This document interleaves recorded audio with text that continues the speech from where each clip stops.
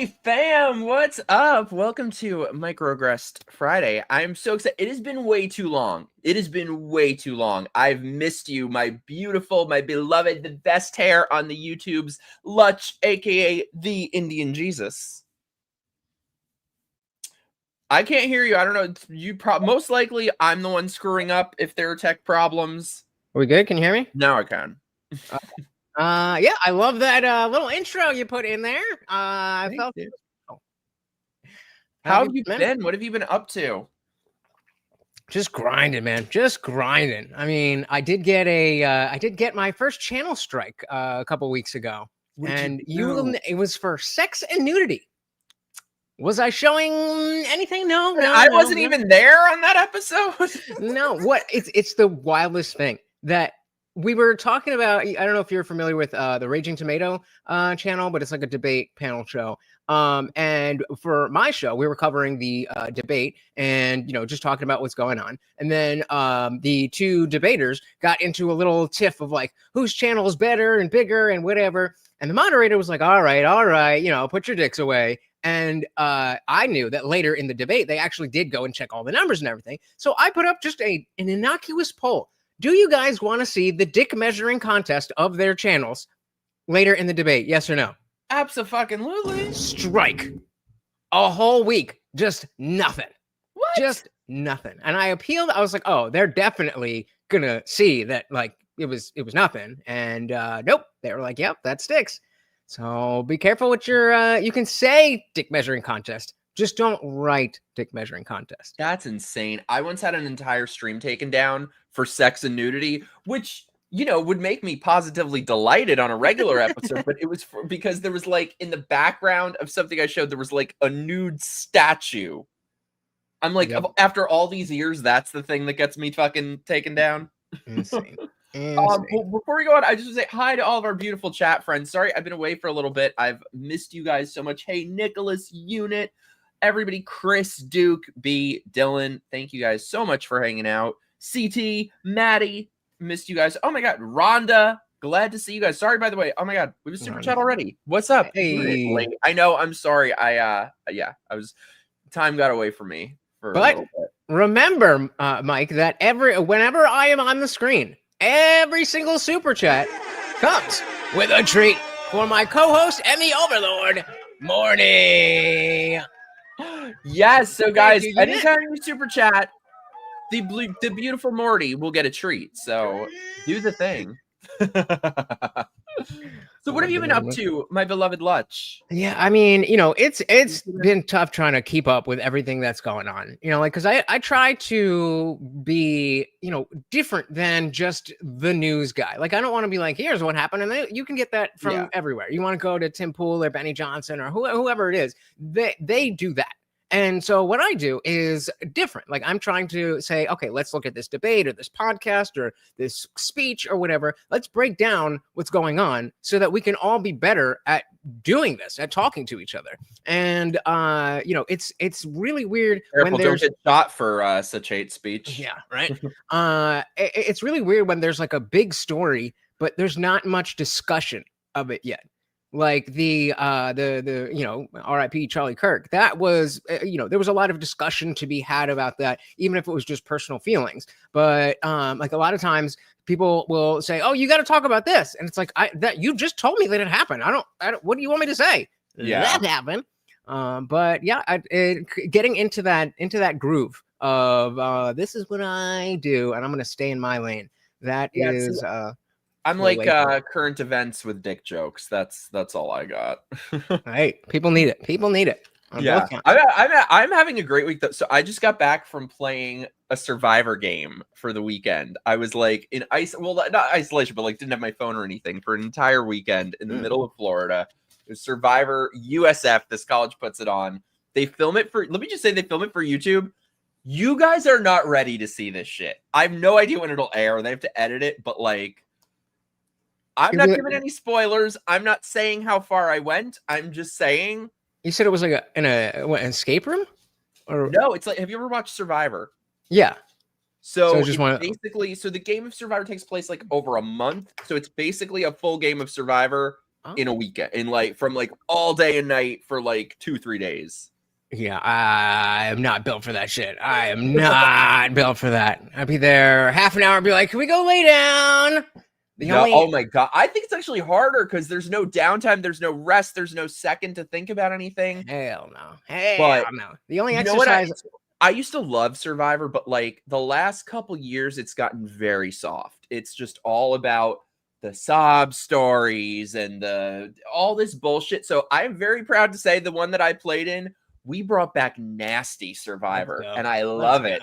I was never huge into Survivor, but I was actually a little bit late to the level of interest that I might have in reality TV. Because, like, you know, I just thought, like everybody else back in the early 2000s, oh, reality TV is for girls, it's the Kardashians, it's whatever. But one of my college roommates lived in, you know, the Jersey Shore area. And so he would watch that show just because it's like, I know these people. I go to these bars and stuff. And so my cousins were exactly like that, and they lived in Jersey Shore. Oh yeah, it's definitely like that. Exactly. But yeah, like that was that was our Thursday night pregame thing. And you know, you follow any group of people for 5 years, you're gonna get interested. It's like, Ronnie, what are you doing?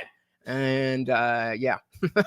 Yeah, I don't get it with like the Kardashians and all of them. They just strike me as like the most boring, basic fucking people. Like, I don't get the appeal, but I'm very competitive. I'm very into like the competition stuff. Yeah, the ones that have a stronger competition, but it's got to be a balance, because I've seen some that are just about, you know, what they're there for. Whether, I don't remember, I think it might have been a barbecue one or something like that. And yeah, there's just nothing about the personalities. And it's like, well, now I don't really care who wins. Like, you got to give me something. But I guess it's a tough balance to strike. That's the thing, is like the new soft seasons of Survivor. It used to be back in the day that they would cast, like, you know, the gay guy and the homophobic trucker and stuff like that, like, which was what made it great. Now it's like everyone's a fucking HR rep. Everyone's a lawyer, a corporate attorney from San Francisco. And I can't. So that's what made this. This was like the antidote of touchy-feely Survivor. Like, everyone there was a fucking killer. Like, do you know when it comes out? You guys are not ready to watch this shit. You know when it comes out?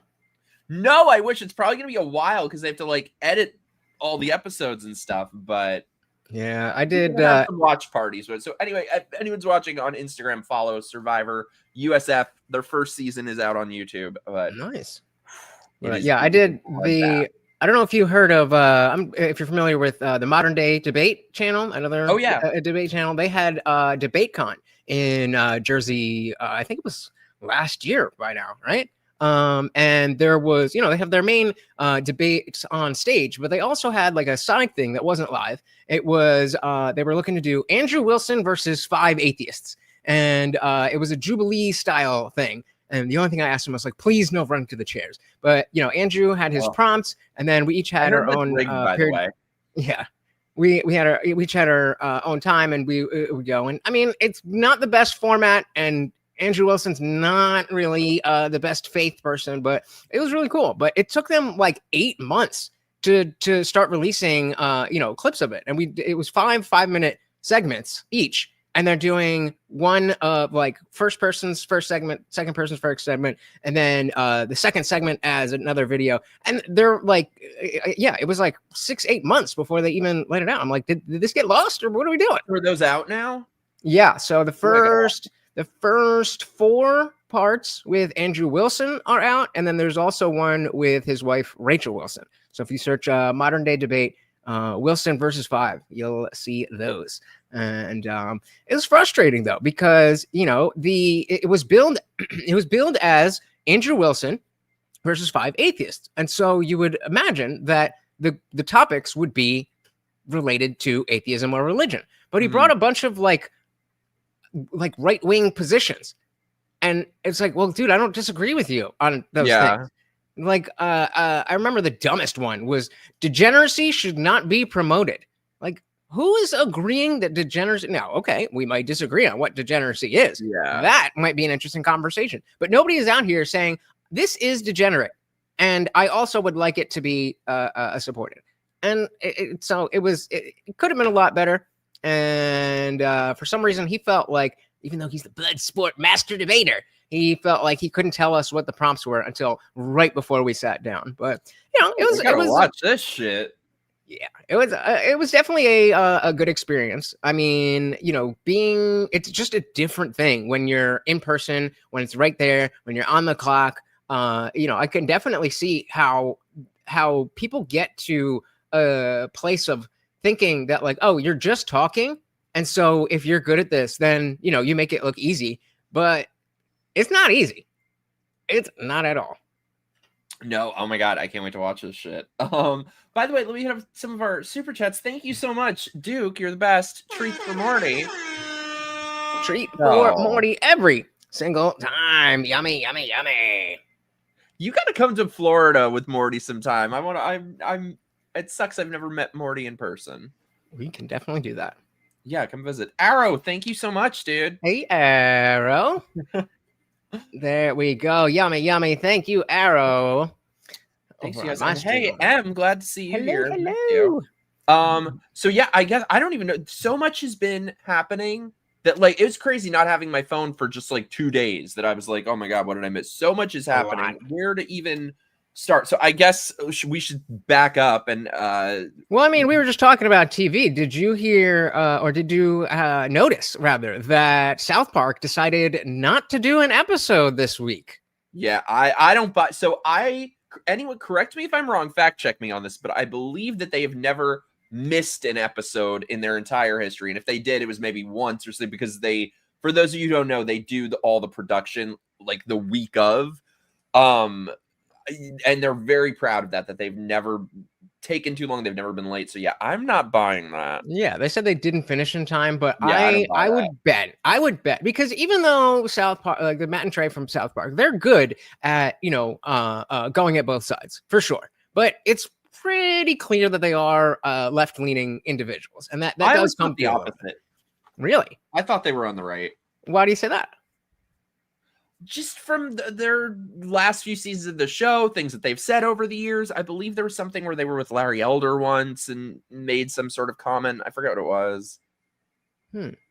But so I don't know with this season if like it's more pressures on, you know, in the sense of like they never went after Biden, but they're really going after Trump hard. Yeah, potentially. But I mean, the fact that they had a Charlie Kirk it was like 2 episodes ago, you can't not address it. You can't not mention it. And you also can't be South Park and also pussyfoot around it. So this is just my personal speculation. I don't know nothing about nothing, but I think that they went really hard, and then either Paramount or whoever owns Comedy Central or whatever, we're just like, nah, we can't do that. We can't do that. And they're like, oh, ran out of time. Whoopsie. Yeah. Which is ironic because Charlie loved their parody of him. Like all his friends and producers are telling Paramount to not take it down, that he would not have wanted that. Yeah. But again, the question is what is it though? Like it's one thing for them to parody who Charlie Kirk is, but if they're objective or openly making fun of the fact that he died, I don't think that. Yeah.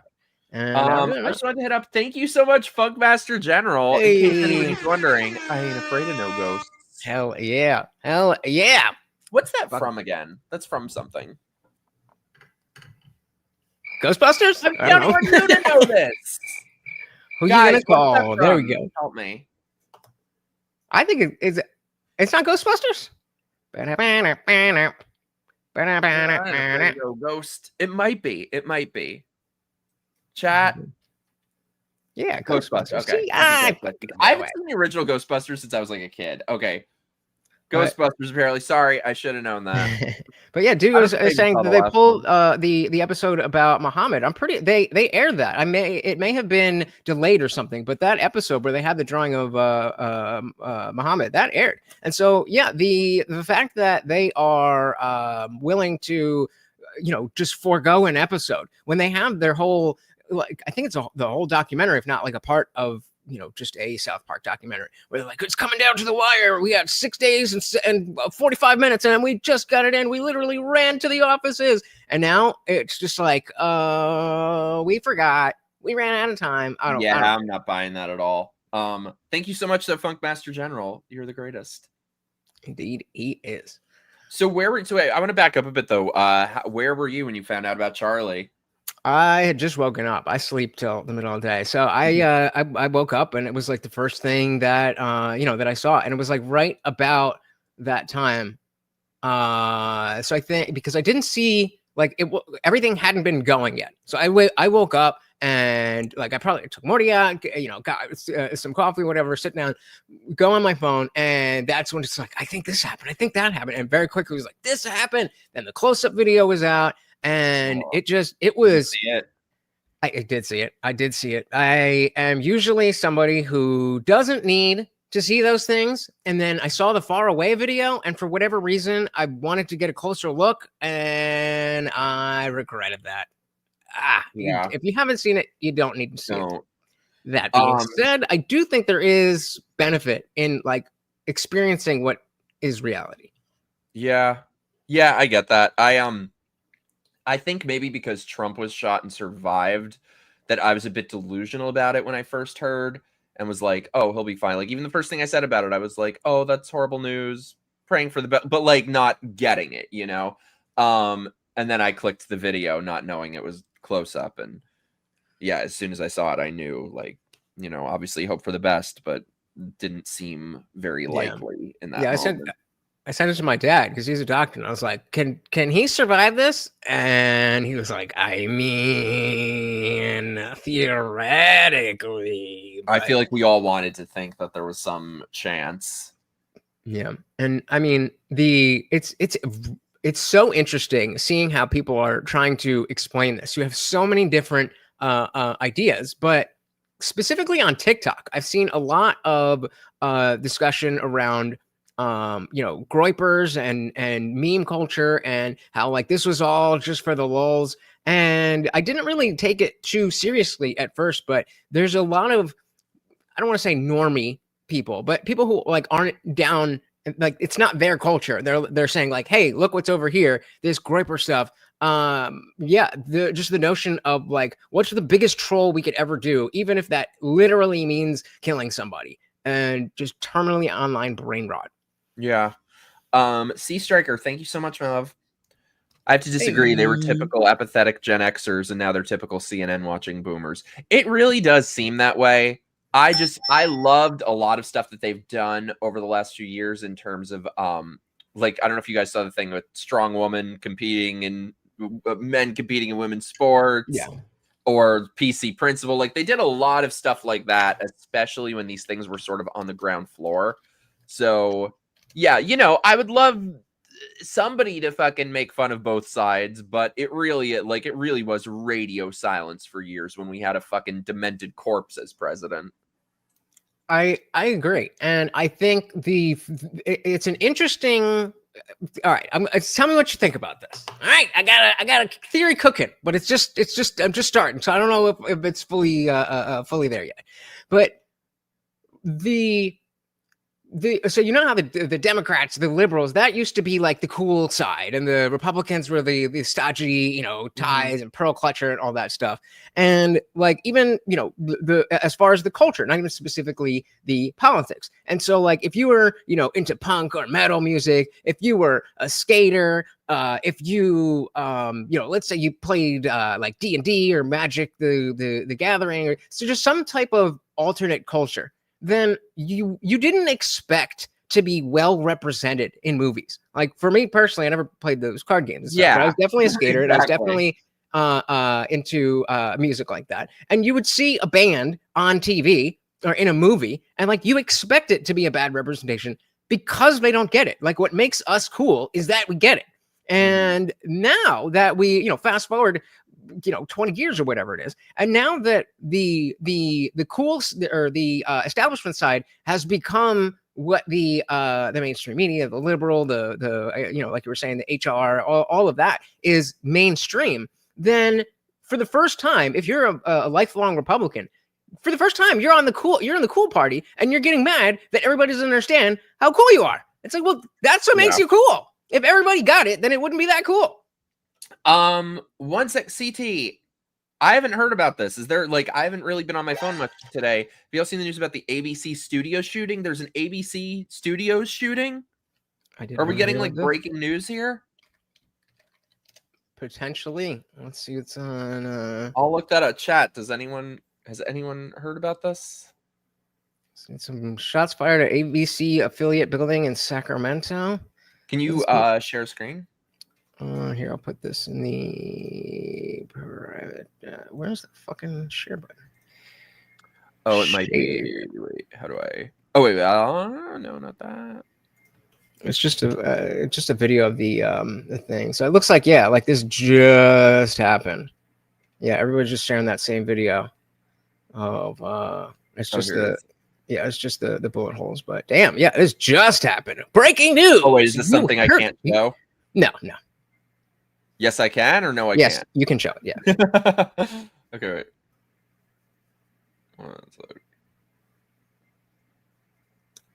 But yeah, this violence is no bueno. No bueno. And yeah, everybody's just sharing that same video. But ABC 10, not looking good. And I mean, this a lot of people, understandably, have been talking about, oh, we can't talk to these people. We gotta, and not even saying we should do this or we should do that. But there's no talking to these people. There's nothing we can do here, and that worries me, because it's like, all right, so what exactly are you saying? I don't know if you saw Crowder was on Piers Morgan yesterday or today, and he went pretty hard, and he was talking about he was saying something about like legal violence and whatever is legally available, but he was clearly saying it in a way that was meant to be inflaming. And like, again, I understand the emotion, but it's like, we really, really, really, really don't want to, even though our side has the guns and the stronger guys and all that stuff, you don't want to see that. You don't want to see where that goes. And I feel like a lot of the people who are talking like that. What was his? I only saw a clip from it. I didn't see that part. What was his point of view with this? So the specific example he used was he was trying to get Piers to agree that there is an acceptable level of quote unquote violence within the context or the landscape that we have now. And so he's like, if somebody has a milkshake, because we saw the concrete milkshakes, the acid milkshakes, and so Crowder's saying, if somebody cocks back a milkshake, would you enact violence on them not to throw it, because you don't know if it's just a regular milkshake, if it's chocolate, if it's vanilla, if it's got peanut butter in it, or if it's got rocks and acid. And Piers was saying yes. Was it Piers? I don't know. It was whoever he was talking to. I think he was debating somebody else. I don't think it was that. But point being that we've gotten to a point where the threat of violence is so high that we need to react at that level. And I don't disagree, but I don't think we should be happy that we're at that place. I think it should be very sad that we're at a place where it's like, fuck, we might have to hurt some people because they're trying to hurt us, or people who can't defend themselves. I don't know. Yeah, I mean, I've been saying this for years. Like, if anybody wants to go back, I should like pull up clips from it at some point, because I did a video on my channel in 2020. Right immediately after being chased by an angry mob of Antifa and BLM people, maybe 50 people attacked. And that was the second time that week that we were attacked by them after being spit on by BLM people. And, having done all of these events across the country, I always tell people who have never encountered these psychopaths up close, I've never in my life before seen what hate is from someone, what real hate is. There's nothing between the eyes. When you're looking into Antifa, then they've got the masks over their face. There's nothing between their eyes. There's just pure hatred in their eyes. Yeah. And I think what a lot of people have been pointing out with Charlie Kirk is that they will create, Shoe on Head said this great in her video that just came out. They will create a fictional character of you and then hate you based on that fictional character. They will put words in your mouth. They will give you views that you do not have in any way. And then they'll justify killing you over this cartoon character that they have created of you. Yep. And I don't think this is from Blair White originally, but she just tweeted they don't want to kill you because you're a Nazi. They call you a Nazi because they want to kill you. It's like, damn, facts, like facts. They are creating, they're continuing really to create this different reality. And the bigger it gets, the more easily they can pretend that it is a real reality. And the weaker anything from the outside being like, no, that's not true. Actually, you have to have a penis to be a man. And I want to mention also the thing, you know, when I had made this video after being chased by these psychos, I was very shaken. And the thing that I was so shaken about was the fact that this happened in front of a police department and the police were on their side. And these people, these BLM people, these Antifa people were literally directing traffic like they own the fucking streets. They were bashing cars in with metal pipes in front of a police precinct, and the police took their side. So I really want people to understand that that is how close we came to mob rule in this country, to total communism in this country. And they're mad. Those same people now are really mad that for the first time they have lost power. We lost power. Yeah. Sorry, I'm trying to catch up with the chats. Sorry. Here we go. Sorry. Sea Striker, my love. Thank you. Too many rules celebrating his death. Congrats, morons. You made him our generation. Thanks. And I was saying just as much. There you go. Another treat for the Overlord. He very much appreciates it. But yeah, think about how this is now a reasonable sentence. Martin Luther King, Malcolm X, and Charlie Kirk belong in the same group. It's like, liberals, is that what you wanted? Is that what you wanted? Like, I'll take that as a silver lining, I guess. But who are you helping? And that's why it comes back to, it's not a left-wing thing or a right-wing thing. It's about this underground meme culture that is essentially apolitical. Apolitical meaning, or rather, apolitical, not meaning that they're not political, but they're not partisan, rather. It's a nonpartisan thing. Just think of people who, get obsessed with Heath Ledger's The Joker. Just want to watch the world burn. And like, that's their entire personality. It's a left-right thing too, though. I do think it's a left-right thing. If you could still, at this point, be on the side of people who locked down the country under false pretenses, segregated people, went along with these fantasies like the George Floyd hysteria, BLM, all of these things, Biden pretending that he's competent for all these years, taking political prisoners, then I don't know what to tell you, you know? Yeah. Yeah, and it's only been, I think the fact that we haven't seen something significant, like a big hit to the left, definitely reinforces that. And so I do believe that it is this subculture, but there definitely is a left-right paradigm through which you can see it is very clearly more left than right. But I think it's going to really take, somebody like Destiny, Hassan, one of these people being taken out before everybody's just like, oh, maybe we shouldn't do this anymore. Well, and I hope that doesn't happen, but just need to say that. Yeah, please don't. Sea Striker, thank you so much. I thought of a great phrase for this week. This hatred is spiritual rabies, all higher reasoning replaced with mindless wrath. That is very well said. I like it. Spiritual and we've had that for a long time now in this country, but I think finally the pendulum is swinging back, and I think it's swinging back in a way that nobody really, at least on the right, expected that it would. Yeah. At least I did. Yeah, I don't think any of us did. Yeah, I think you're correct there. And it's interesting because we talk about the pendulum swinging, and then we have the pendulum swings, an actual pendulum swings like that. But it doesn't really work like that. It's like it goes here and then it goes there and then it goes here and then it goes there and then it goes here. So there's no I used to talk about right after the Bud Light stuff and Budweiser, they had their woke ads that got so much pushback. And we're talking about how the pendulum was swinging back. And I was talking about, okay, we just need to catch it in the middle. But that's not really a thing. And so that's where you're starting to see the emergence of the woke right. Is we were all of us who hated the wokeness of the left, we're all in the same boat.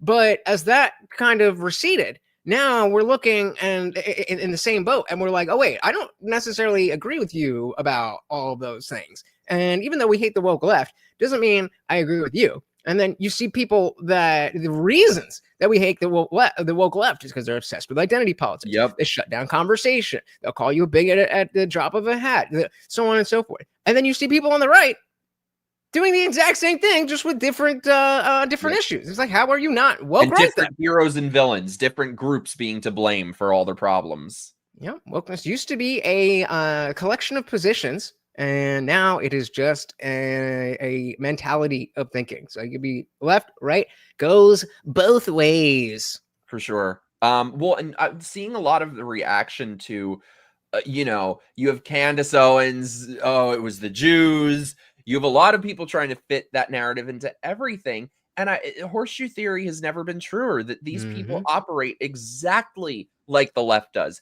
They just make shit up. Like, I saw Ben Shapiro's response to Charlie's murder, and it was lovely. And look, there are plenty of things I don't like about Ben Shapiro, such as him, championing the vaccine. There's plenty of fault to be had with that man. There's things I like about him as well. But he flat out did not say any of the things that were being attributed to him. He said, we're all going to pick up the microphone, every one of us. And then it was being reported. He said, I'm Charlie Kirk's replacement, and he was appointed to take the reins of Turning Point, and he's the new leader of Turning Point. And these things about it that were just made up would have 100,000 likes, 100,000 shares, and they are exactly like the left. They just make shit up to justify their own resentments. Yep. And it's frustrating to try to have that conversation, because there's, in the same way that the woke left has their justifications of why it's different for them because this, that, and that. And it's the same thing. I always use my my conspiracy button here with the Jew. Yeah. It's like, oh, come on. And again, I'm pretty anti-Israel in the sense that I don't really like what they're doing. I don't really like how much control they have over our country. But what does it have to do with some Jewish guy who's eating a bagel in New York? Like, can we talk about the country? Liberty wants to point out that she said it's Israel, not the Jews. But okay, regardless, I think I think the evidence of that. For what? I mean, for what? Fair. Charlie was very let me tell you guys, I've known through mutual friend stuff, I've known for a fact for years that she has not had any involvement in Turning Point for a long time. There was very clearly a rift there. So everything she's saying to know all this stuff, what he was thinking, is just a bunch of bullshit. What is the evidence of this, of why they would take down somebody who is very pro-Israel? And what's it going to be replaced with now? Nick Fuentes, people who are anti-Semitic? Like, why? For what? Why? Yeah. And that's where I get frustrated, because it fine, maybe it was Israel, but like, for what? Show me what got you there. And I use Dave Smith as, my, especially with the Israel stuff. That's my true north, because he's very against what Israel's doing. But, he's Jewish, and he is very good at steel manning the other side. He has a lot of these high level debates. And I know a lot of people don't like him because of that. But it's a weird thing of like, yes, Israel has problems, but you're making it so much worse. It's almost like you want to weaken the Israel is bad arguments. It's like when I was back in the day, when I was an ever-Trumper, then people were saying things about him that weren't true. And I'm like, guys, we already have everything we need to say that he's a bad guy. Why are we lying about stuff? And it's because they're woke. No principles, just positions. That's a very good description. Funkmaster General, thank you so much, dude. Chaos is the goal. It will force Trump to be the authoritarian of their dreams. I wish he was half the fascist that they claim. Do you? I really do. Well, he apparently is now designated Antifa a terror organization, which finally, yeah. I was gonna say, why was this not done years ago? But better late than never. Yeah.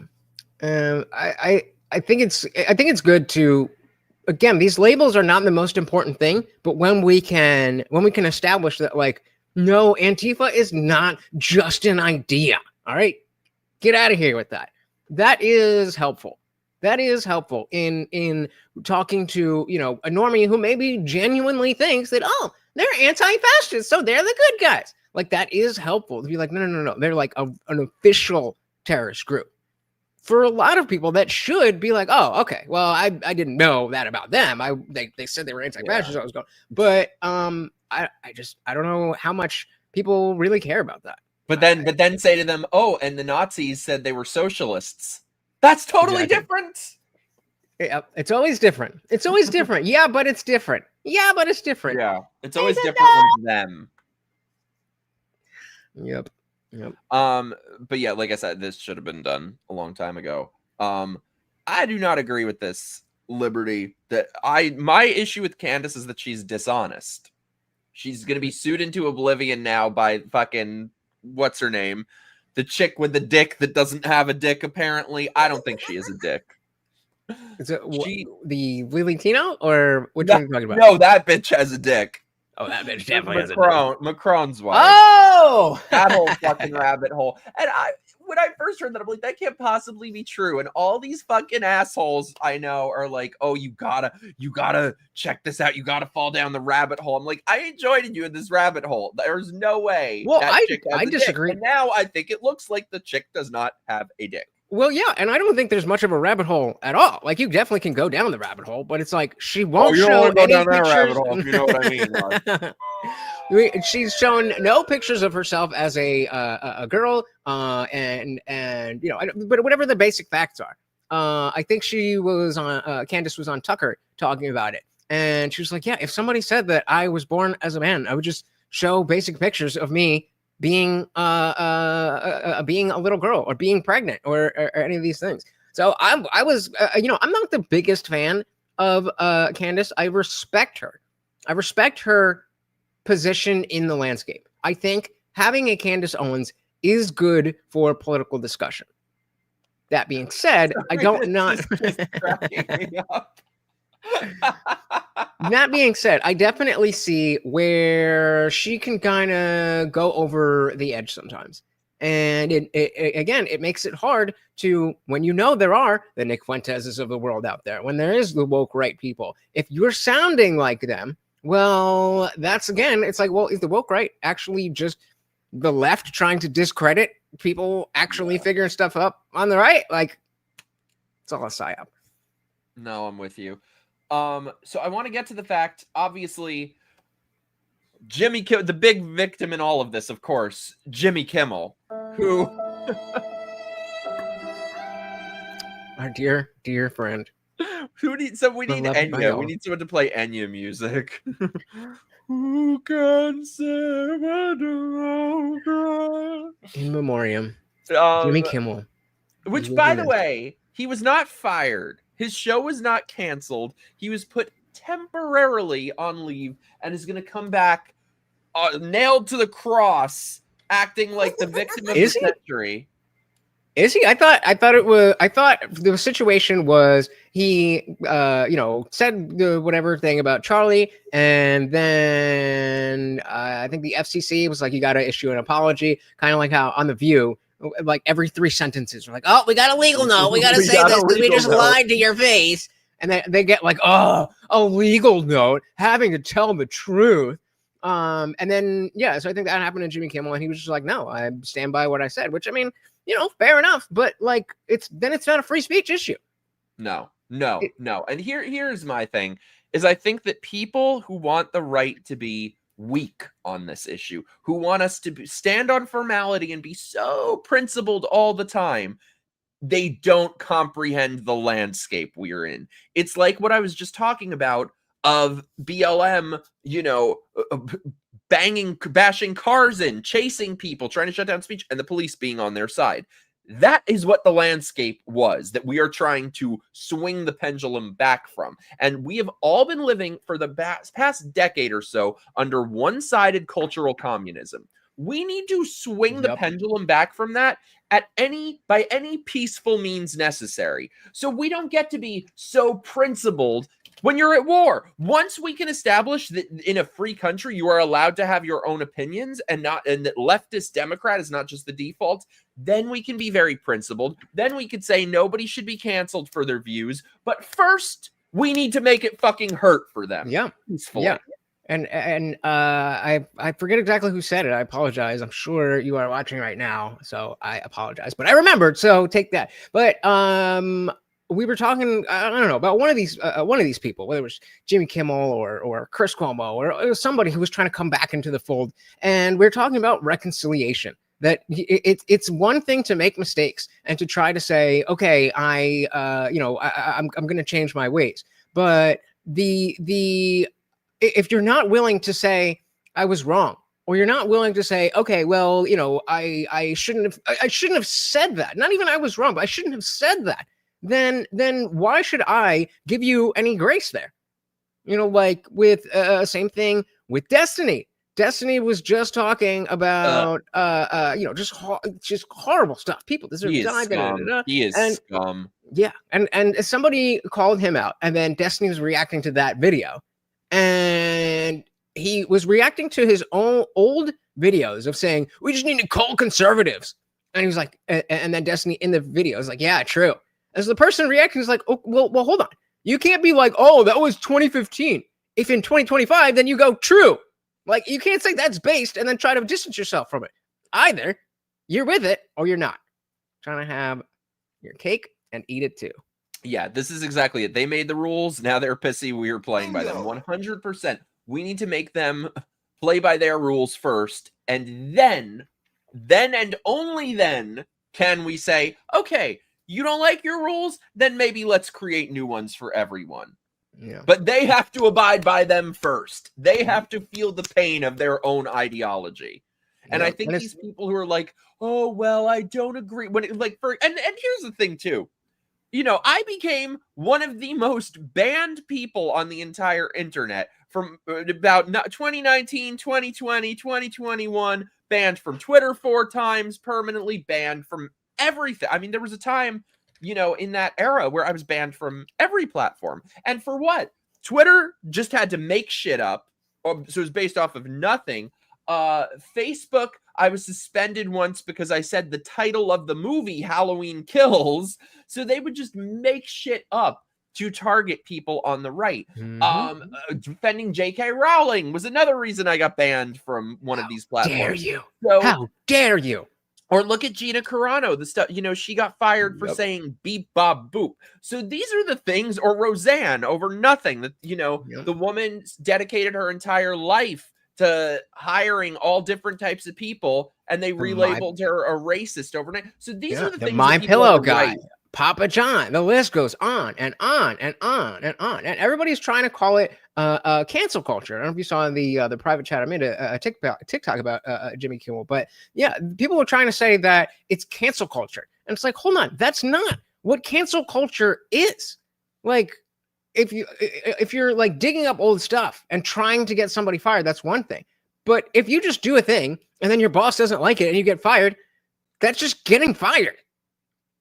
Well, and also these are the things that people on the right were getting canceled for. People on the left are losing their jobs for celebrating murder. I'm sorry, but we need to have some sort of Overton window in this country. And it's exactly what I was just saying. Like, we need to swing the pendulum back before there can be any way forward.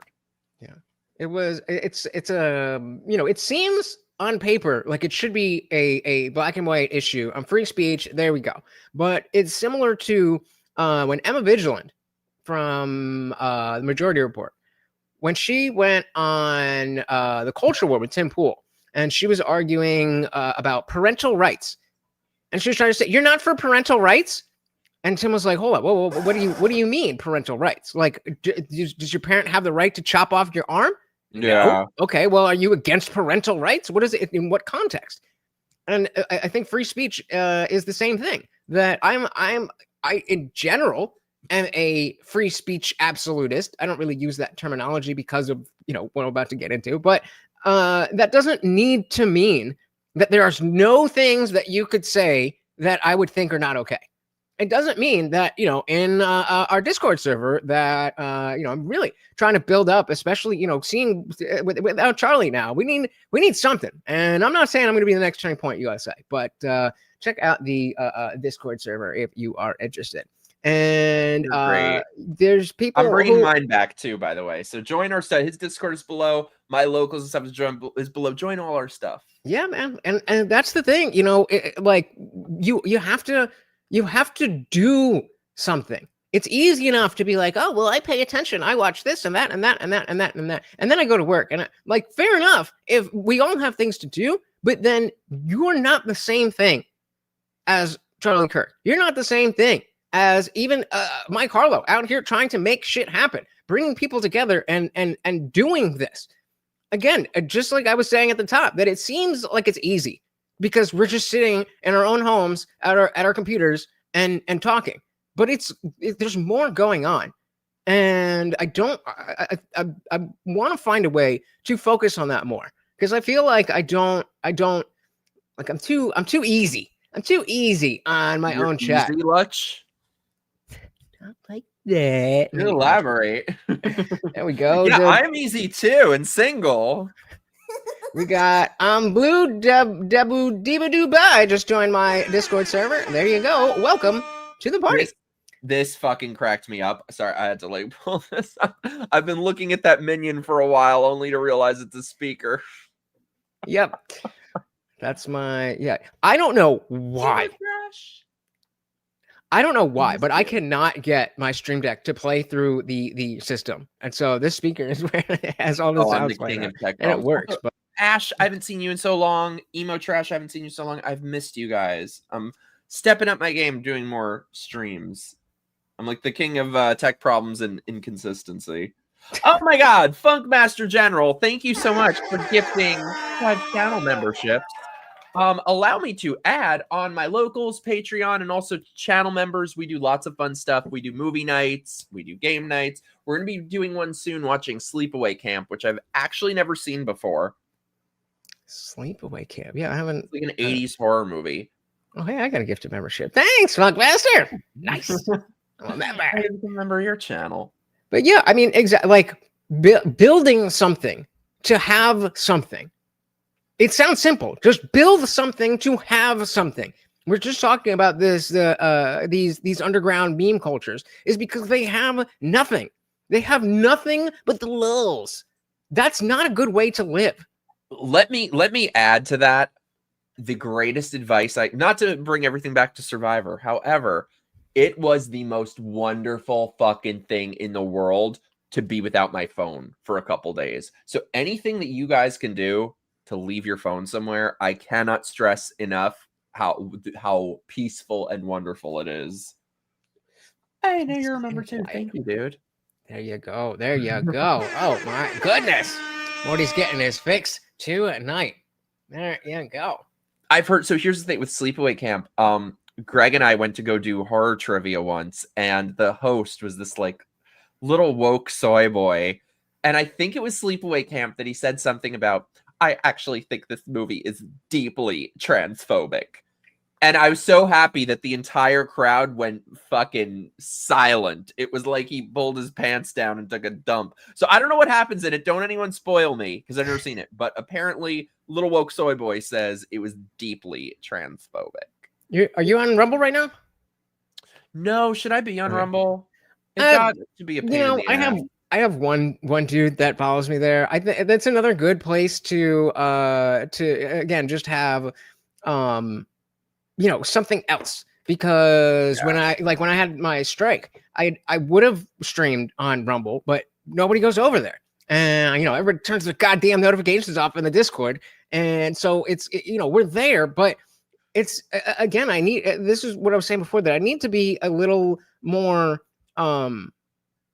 I need to take a little bit more of a leadership role. Same. And I feel like with my show, I try to just have it like be a fun conversation and whatever. And it's like, okay, that is good. That is good. We are having fun conversations. We're having fun. We're talking and all that stuff. But now I need to elevate it, and I need to bring everybody who watches to feel like they need to do something more. That's the goal. That's the goal, is to get everybody to realize, oh, if I just sit back, everything is going to suck. But if I do a little bit, and he does a little bit, and she does a little bit, well, we can really get stuff done. Oh, I love that. There you go. You're amazing. Cheers. Same. But yeah, I just love how these people are flipping. So okay, so if there was apparently a shooting at ABC, is this like another fucking leftist shooter apparently? Because they're the ones who would be upset about it. Well, if it doesn't, I think ABC owns. Does ABC They're the own ones who Jimmy Kimmel? canceled Jimmy Yeah, Kimmel yeah. temporarily. So there you go. I mean, I highly doubt any Tucker Carlson fan is like, oh no, I just love free speech so much I'm going to shoot up ABC for Jimmy Kimmel. I don't think that's happening. It's crazy, by the way, that like his ratings were beyond what anyone imagined they would be in terms of how low they were. 100,000 views. Like, I mean, pick any upper content, even like mid content creators, they get more than that. It's crazy. Yeah, and yeah, Disney owns ABC. Right. And yeah, I mean, it's just I don't know where this ends. And like I said before, because this is another thing that likely is from the left, even though when we do talk about that meme culture, apolitical, whatever, like you said, there is clearly a left versus right thing there. And how much worse does it need to get? How much worse does it really need to get? I mean, it looks like we're at that tipping point right now. Yep. Wait, what? There's more breaking news. Did you hear that the Kavanaugh attempted assassin apparently is now trans? Not surprised. I feel like I skimmed past that and saw that, but yeah, I don't know if you in the private chat, I got a link from the Piers Morgan episode with Crowder. I think that might be interesting. Just not to watch the whole thing, but kind of give his opening thing. I think it's, even though I don't fully agree with it, I definitely understand the emotion, and I think that we need to talk about it. I think we need to talk about, like, hey, if you're angry and you want to see people get hurt, I can understand why that is, but let's talk about why that's actually not the best thing. It's because these people have been brainwashed. I've been saying this for years. When half the country is gaslit and brainwashed into believing that the other half are Nazis, fascists, white supremacists, homophobic, every term you can imagine, when they are not, what do you think is going to happen? What do you think is going to happen? If you were living through the second rise of the Holocaust, of Hitler, wouldn't you almost have like a moral responsibility to take arms and do something about that? And that's what these fucking morons have been led to believe that they're living under, which is insane. And especially, and you can see that is 100% the case, because Charlie was very moderate. Like, he would be cutting with his language when he needed to be, but he wasn't radical. He wasn't extreme. He was just what the Republican, almost too much, to the point where a lot of people I know who were like, oh, he's soft on Israel. He's soft on Epstein. He's like, oh, I'm going to let my friends at the FBI, they're doing a great job. If they say there's nothing, there's nothing. I mean, like, we know there's something. Come on, bro. Yeah. But like, that's the point. He wasn't some radical. I mean, even if it was an Alex Jones type, like, at least then I could understand. It was never going to be, though, Lutch. It was never going to be. Nope. I've said for years that is by design, that for them to go after the more reasonable ones, the more moderate ones. They want people who are extreme. Yeah, and that plays into the like the you should be scared and you should be scared. It's not because you were radical. It's because you just thought the wrong thing. You were on the wrong team. You didn't line up in lockstep with us. And now you must die. These people are deranged. I've been saying for years, like, this was always going to be the logical outcome. But the thing is, I think that they didn't plan on losing power. They didn't plan on so many people waking up to it, because it really was, with all the flaws of social media and the modern internet, it really was the internet that destroyed leftism. Because now a handful of corporations that control the mainstream media are no longer in control of the information you receive. So now we can look things up. We can fact check them. That really was that's probably what did it, what woke the both of us up. Like, that's what probably made so many liberals leave the left.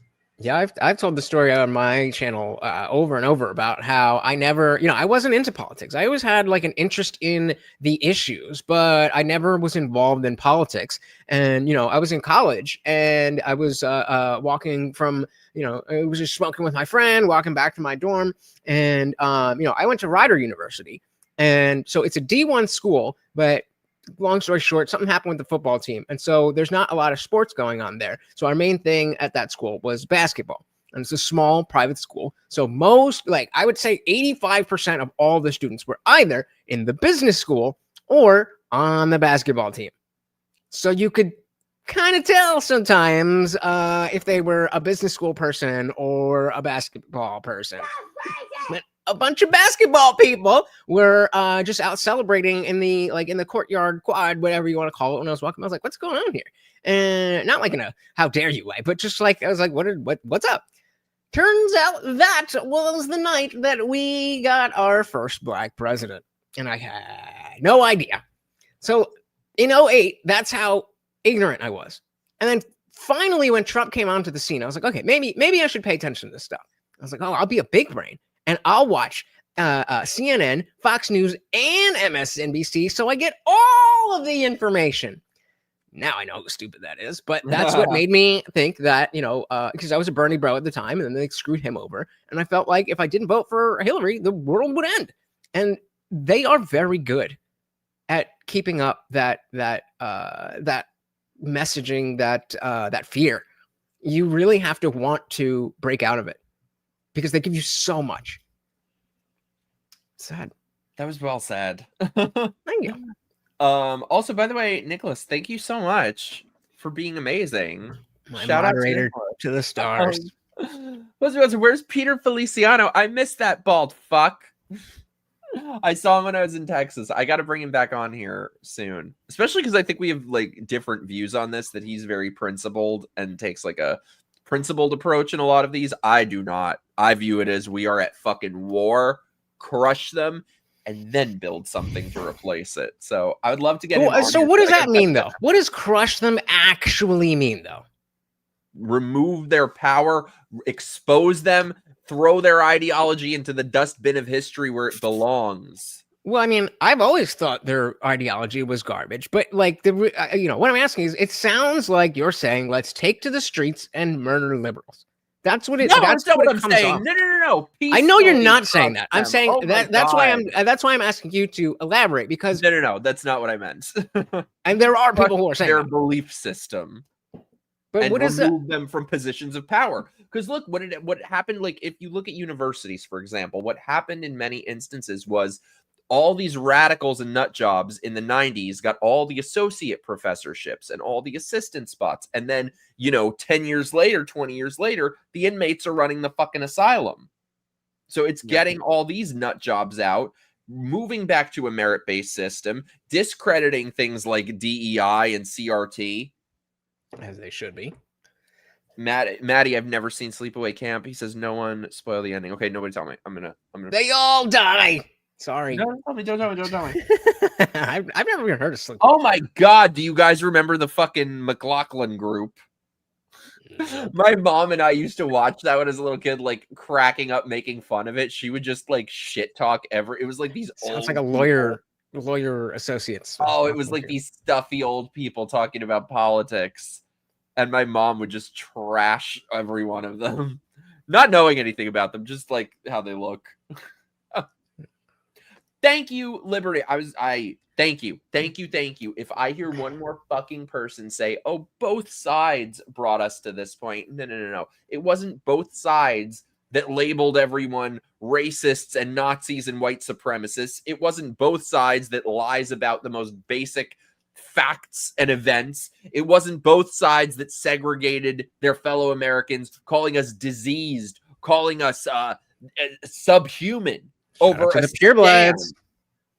Shout out to the purebloods. It But wasn't. It what wasn't I do, both sides but that would you tried to shoot the disagree? president. Would you disagree that there is rhetoric on the right, rhetoric that you and I probably would agree with, that that is part of the equation?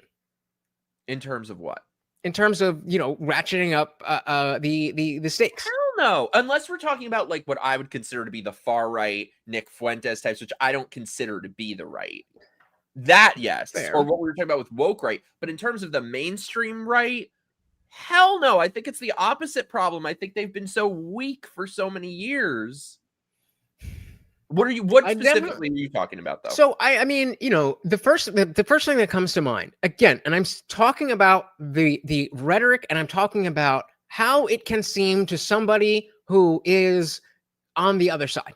And so when I think it was Michael Knowles or Matt Walsh, whoever was saying that transgenderism needs to be eradicated from American life or something, like, I agree with the sentiment that it shouldn't be something that we are talking about, especially in the realm of politics, that, trans this, trans that, trans and kids, all that stuff. I completely agree with all of that. But to them, it sounds like you want to kill all of them. And again, I know that that's not what he means. And I know that that's not what you and Liberty mean when you say, we can't both sides this. But I find it hard to be, well, and I'll just speak for myself. I've definitely said shit like, oh, this bitch can die. I'm definitely not calling for any violence, but the level of vitriol that I'll throw at some people, even calling them demonic and evil. And again, even if you believe that is true, when I've called demonic and evil, a twat, a cunt, I stand by it 1,000%. Yeah, I don't really mean like the name calling, but I mean adding let's just stick with evil and demonic. Accurate. I think there are definitely evil forces at play, but I don't think the average person who thinks that if you want to wear a dress and you're a man, that's demonic, nor are is that person who thinks that. I don't think that's the case. I think it's way more often people not understanding that the argument that we're making is not about this basic social transition. We're looking down the road. We're specifically talking about kids. We're specifically talking about the self-deletion rate, all that kind of stuff. I wouldn't call that demonic. I would say if you think that it is okay to remove healthy body parts of children, to put children on hormones of the opposite sex, you are fucking demonic. You are fucking evil. You are a fucking monster. And I will never apologize for that. I don't think that's the same thing, because I think the difference, difference in between what's coming from the left and the right. And you look, did Matt Walsh maybe overstate that, say it in a way that of course, but I don't care. And I think that the difference here between the left and the right is one of truth. Mm-hmm. They do not operate in any plane of truth. We don't exist in the same reality.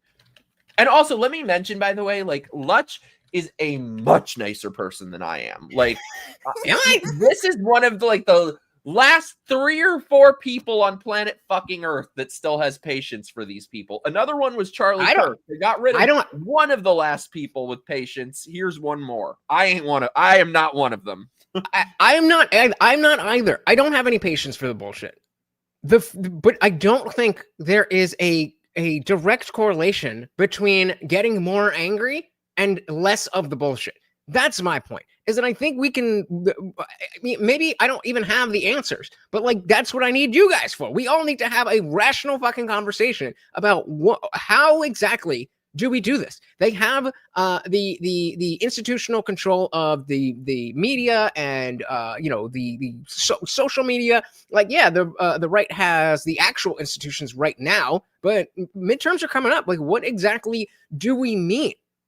And even if when I say, are you saying you want to go out and do this or that? When I'm kind of asking tongue in cheek to get you to explain more, the point again is somebody else who doesn't know you is going to read that tweet, and it's going to be that where you're saying enough of these, I'm not doing this, whatever it is, and that's just one more tweet that they've seen of people on the right calling for violence. People on the right being hateful. Or what I said, or something else. Well, let's go back and stick with calling things evil and demonic. But some things are pretty fucking evil and demonic. It's evil disagree. and demonic to shoot a father in front of his wife and kids. It's demonic to segregate people for not taking a scam injection. It's like right. But so all right. So let me play the devil's advocate. Let me play the devil's advocate. Well, let's say, when you play devil's advocate, you may just be advocating for the fucking devil, Lutch. I mean, that's the name of the game. But you got to know thine enemy. So let's say that I'm a normie person. I got I work 60 hours a week. Very true, Nick. I work 60 hours a week. My wife also works, but she does a pretty good job of keeping the house together, and we have 3 kids. My middle child is, let's say, 15 years old and has always had social issues. And finally, at the age of 15, has found a group of people that she can feel comfortable with, and that happens to be something that turns into, she's a gender bender, and we're going down that road. This is why parents need to fucking watch out. Again, I agree with you, but you act as if I'm that parent right now, and I am genuinely fearful. I am genuinely fearful that my only daughter will blow her brains out because she's in the wrong body. Who are you to tell me how I parent my kids? You've been brainwashed if you think that. You've been brainwashed. Was there ever another time in human fucking history where this was the case? So, I mean, what if someone told you, your child will kill themselves if you don't let them drink rat poison? Just let them poison themselves. How is that any different than... But the science is there. We went to a doctor. Doctors were ideologically captured. So we had doctors in the past who were ideologically. So when it comes to my daughter's livelihood, I should trust you over the doctor. Is that what you're? You believe in common fucking sense. It's not me. It has nothing to do with me. But that's what that's what multiple doctors have told me, that my daughter is suffering from gender dysphoria and she's at risk for self-deletion unless we go down this road of social transition. How am I demonic for that? Take them out of that. How dare you call me demonic? I'm just trying to care for my daughter. How dare I call somebody demonic trying to remove body parts of children and tell children that they were born in the wrong body? How do you know she wasn't? Because it's not a fucking thing. Oh, so you know all kids. Yes, I know all. All of the kids. Human history, save for the last 5 to 10 years, this was never a thing. Chat, anybody who is older than like 20 to 25, how many trans kids did you encounter when you were a kid? They said the same thing about autism. They said the same thing about autism. Are you saying autism's fake? What? They said the same thing about autism. That's just how science works. That's how medical science works. They discover that autism is a thing, and then people get what the fuck is the word? Diagnosed, and now we understand. How is this any different? How is this any different than gender dysphoria? Understand double mastectomies for 12-year-old girls? 0, none. The point here is that you are not doing a good job of making the argument against it. And so what I am saying is that the person who makes making the argument against it. You just said no. I did. Wait, where'd you go? You're on mute. I didn't mute you. Did I mute him? No. Is it my computer? Test. Oh, now I hear you. Okay. Didn't know any trans kids. Yeah. 45, never knew any. My point is, if we run back, that is bullshit, because I think I agree with you, but that's not the point, Mike. Mike, that's not the point. That's not the point. That's not the point. The point is, if we run the video back and you show that conversation to someone without them knowing that I'm playing devil's advocate, and they are someone who is not really into politics, but they are sensitive to people, wanting to end themselves because they're in the wrong body. That's a line of bullshit. Just accepting that. I know that. False. I know that. We are talking to the people who don't already know that. The job then is to convince them that that is the case, and just telling them that they're brainwashed is not an argument. I wouldn't tell them that to their face. So that's what I'm asking you. What would you say? It's called manners. It's a lot more freeing for me. I can be funnier. I feel more comfortable speaking behind people's backs. Thank you. No. I think if anybody still believes that, I think the fact that it has been so widely discredited is because of, I'm not saying me personally, but a lot of people like me, a lot of, Gays Against Groomers, but like people, Blair, so many people who have thoroughly discredited this. This has been an incredibly dangerous trend that has never existed before in human history. These kids are being captured. These kids are being preyed on. They are taking advantage of any child who feels like an outsider, who feels weird like every kid does, and saying, here's what can solve all your problems. Here, attention, validation, bright colors, rainbows. It's sick. And I think that we are finally in a space, and now a lot of the things, because here's the problem is that, you look and you had for so long universities and research academies censoring their research. Brown University had to undo all the conclusions they found. There were no long-term studies of cross-sex hormones on children, of puberty blockers on children. We could not get the real information for the longest time because all of these places have been ideologically captured. And that, thank God, is now turning around. And we're starting to see the real horrors of this. And I think that most sane people have been woken up to it. And the only people still on board with this nightmare are fucking bored, unloved, unlaid, middle-aged broads whose husbands aren't fucking them. They need to get their jollies out somehow, so they think, oh, I'll have a trans kid. How exotic. And your husband is still not going to be sexually attracted to you, even if you change your child's gender. Sorry. Yeah, I mean, preach. But the bottom line, I agree with everything that you said. The fact of the matter is that there are people who have institutional power, who have influence, who disagree with you and think that you are immoral, not just incorrect, but immoral for believing these things, that you are brainwashed. And so the idea is that if we are going to turn down the temperature, I don't think that talking about both sides is an issue unless you're on the left. I think for us on the right, who are more, I mean, I'm not that far right, but I'm definitely on the right. I think it's fine for me to be like, all right, yes, obviously they are, wilding the fuck out. But also, like, this is going in a place we don't want it to go. So let's not stoke the flame that they started. I totally disagree. I do not agree that the right should turn down the temperature one iota. We have only recently, maybe the past year or two, actually been strong and speaking up, and now finally things are maybe starting to change and the pendulum is swinging and we're starting to maybe see some wins and some institutional changes. I don't think we should turn down the temperature one fucking iota. That responsibility is on these leftist psychopaths to do.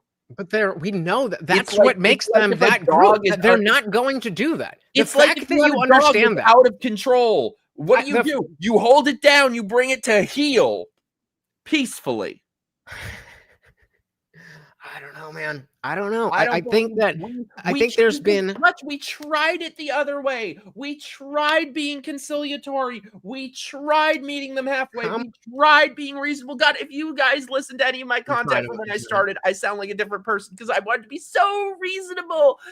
Fuck these people. Fuck them. So fuck them. Okay. The only thing these people understand is strength. Okay, so let me ask you a slightly different question then. Because I've seen, do you scroll TikTok? Not much. I like you guys got to. This is why you guys love X so much. You have no idea how I hate them all. Terrible it is.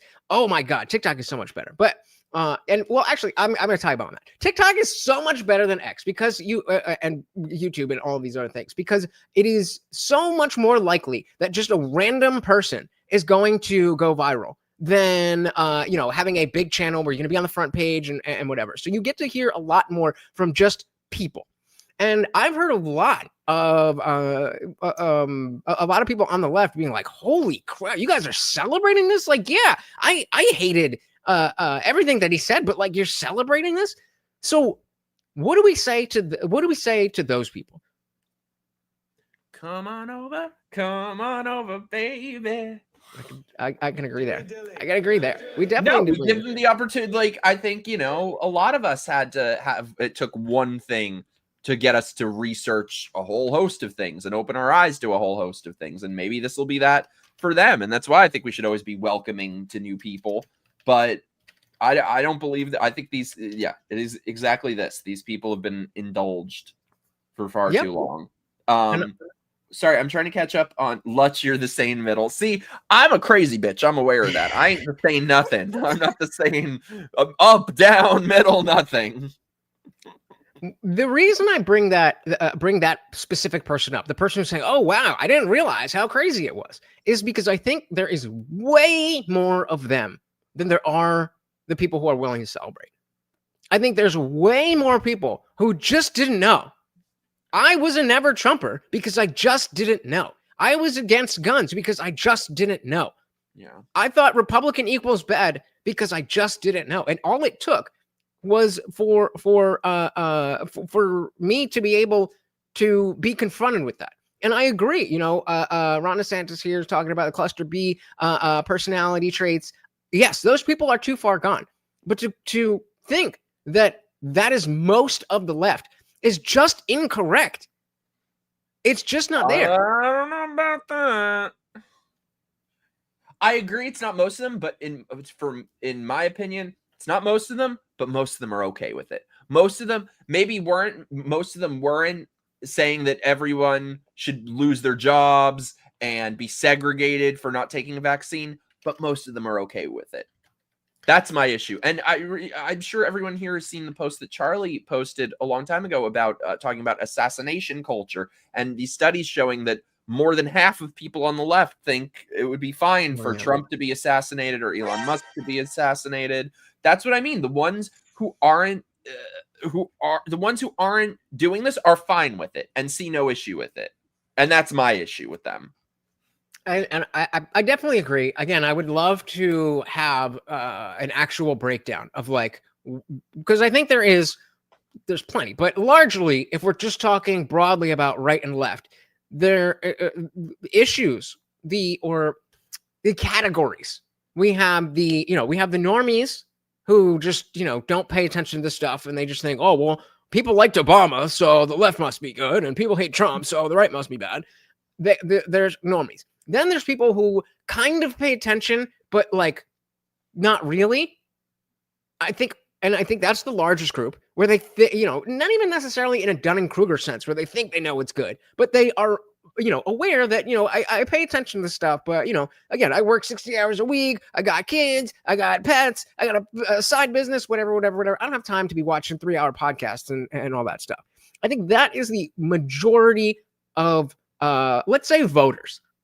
Because we know, Nick was on my stream the other day was bringing up the fact that, 25% went for, well, I guess 26% went for Trump and 25 went for Kamala, but 50% of people didn't vote.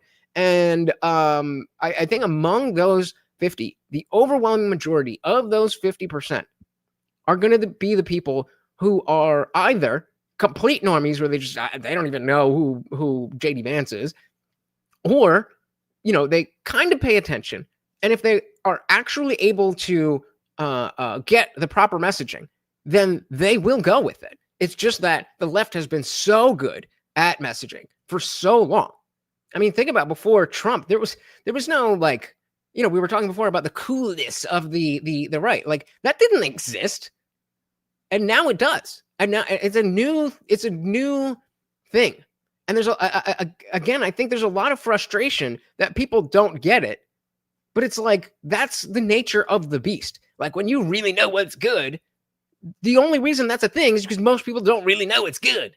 I want to pull this up, Drew. This is spot fucking on. They don't speak in reason. They speak in social capital. We need to take their social capital away. We need to make it so embarrassing to be the way they are. Yes, Thank you. I've been saying this forever. We need to point and laugh and shame them and make their beliefs as uncool as is humanly possible, because so many fucking people like this that I've known over the years are so full of shit. They don't believe a word of it. I knew this bitch who agreed with me on every issue, loved Trump, and then the moment she got cast in a Broadway show and suddenly her entire social platform is BLM, pronouns in the bio, she, her, black squared. These people don't believe shit of what they say. So we really need to turn that social pressure around.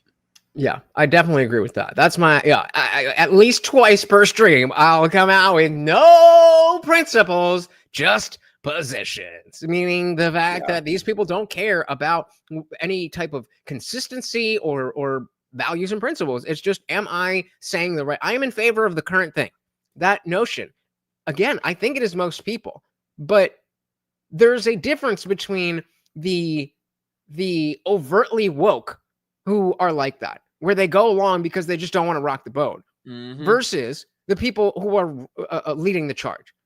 And again, I think there is infinitely more people who are just like, okay, yeah, I'll go along. I don't want to. Yeah, but those are just doing their jobs type. They don't give a fuck. Yeah, just fucking.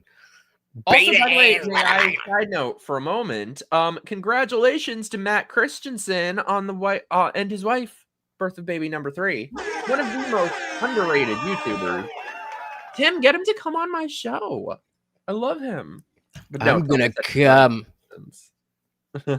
That's awesome. One of my favorite YouTubers. So I'm trying to make my way. I'm not super familiar. Oh, he's great. You'd love him. I saw a poll that showed the lowest percentage of liberals who were happy he was murdered was 24%. The lowest. Another showing 34%. The worst was 55% were happy about the assassination. That's what you're dealing with. That's why, like I said, the only thing these people understand is strength. They are not used to dealing with people who are immovable. Yeah. And I mean, don't get me wrong. I definitely, like, there needs to be a change. There needs to be actual lowercase p progress, not capital P progressive policies, but actual moving forward, moving the fucking chains in terms of just humanity in general. Because, like, sorry, I'm gonna lose a bunch of people here, but those who don't know, I am an agnostic atheist, and I do. No. We like this is not an echo chamber. This channel, we love everyone here. No, but the Christians in there are gonna be like, oh nope, done with this fucking brown guy. No, and my whole thing with that is, you know, I'm very positive on Christian values and Christian ethics, but I just don't believe the truth claims of the religion. And I think that whether the truth claims of the religion are true or not, that the cultural aspects, the ethics, can be fine-tuned. And just put it simply, in the Bible, God was one way in the Old Testament, and Jesus came and he's like, we're gonna switch it up and do a little bit different and add some more love and stuff like that. And then he died. And the idea is that he's gonna come back again. Why? Why would I believe, or why would I even think that when your Messiah comes back, that he wouldn't change things again? Maybe it would. He would, and this is assuming that he's the Son of God and you know, went to heaven and all of that stuff. I don't understand why we would think that the Christianity of the King James Bible is the best humanity can ever do. Why are we thinking that? What's the better alternative? What do you want to listen? We don't know, because Jesus down the road by the fucking bodega. Well, how are we supposed to figure it out if everybody's like, "Nuh-uh, we got it. We figured it out already." I'm not saying I have all. I'm not saying I have all the answers. I'm saying we collectively, as humanity, like, the Bible is not just a book that one guy sat down and wrote. Am I wrong? It was a collection of stories over a long period of time. So again, why is it that we know that that's the best we can be? Let's say there is a God. Let's even say that God is outside of the realm of human understanding. That's what I'll say. I'll put my hand right out of the frame. Let's say God's up here. And you know, if you're you know, just a hedonist atheist, the typical leftist scum, you're all the way down here. But if you're a Christian and you're a pious Christian, you're up here. Maybe you're not perfect. You're a little bit of a sinner. Maybe you're a little bit better. You're up here. How do we know? How do we know? We can't get right here. When you prove that we can't get right here, I'm on board with you right there. I don't get it. We want to get closer to God, closer to truth, closer to morality, right? If that's never going to be reached, and Christianity is the best we have, and it brings us closer, how do we know that we can't get even closer, even better, even closer to God? Which is what? Say again? Which is what? I don't know. That's the point. The point is we need to figure that out.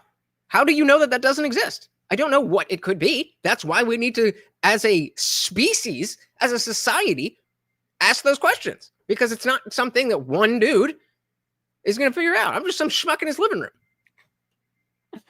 I think for me, there are a lot of religious people who speak with certainty because there's certainty for them.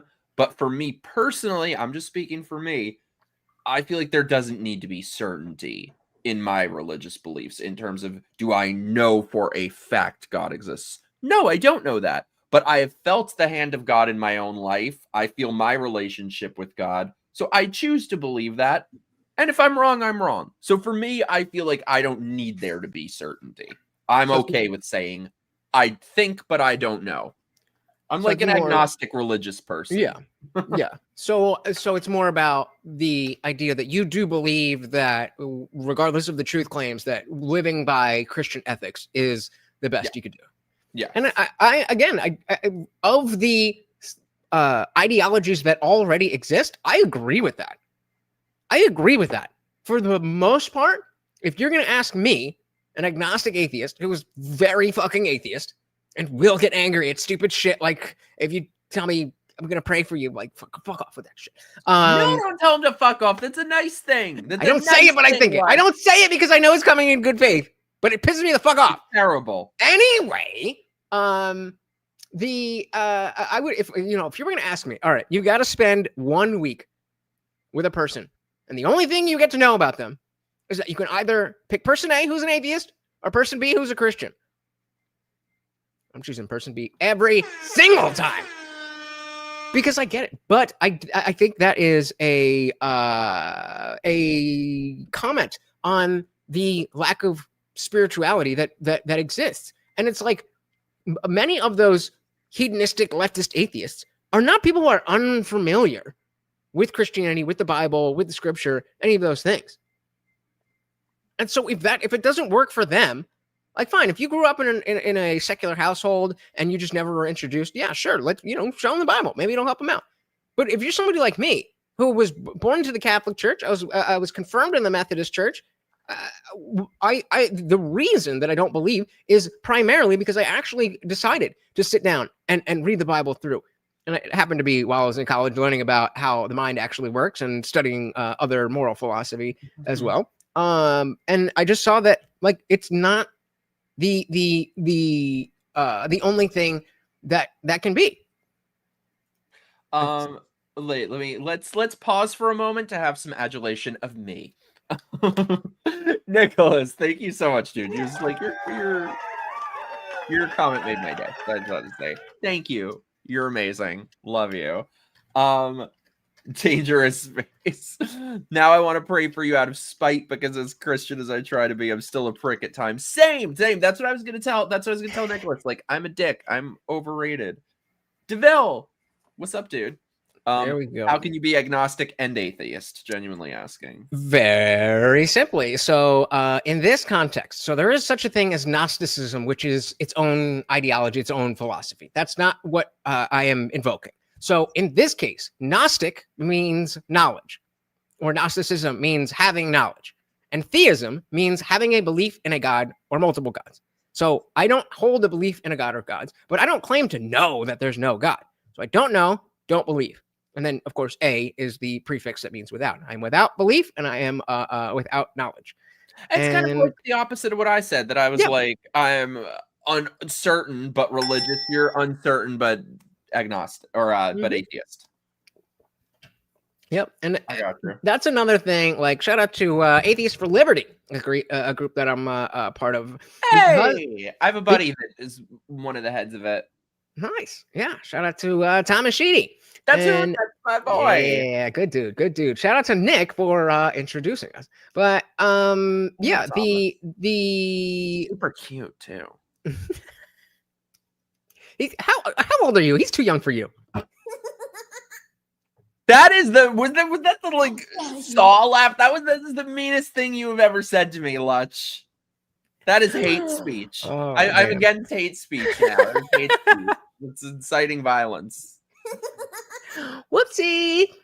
What the fuck? I could get shot if, like, you know, maybe like I go on like a Hinge date and they see my ID and they're like, "That's not the age it said on your profile."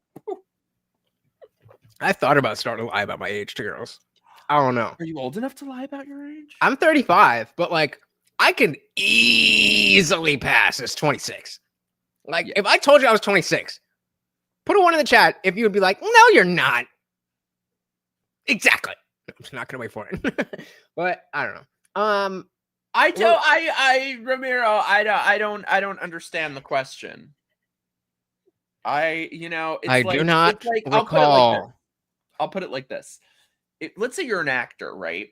And they're like, "Can you ride horses if we cast you in this role?" You're like, "Yeah, I can ride horses." And then you'll just learn to ride horses later. So it's like, I might say I'm a little bit younger to get my foot in the door, get your shot, get the first date, and then I'll clean it up after and be like, "Oh, actually, you know how I said I was 18?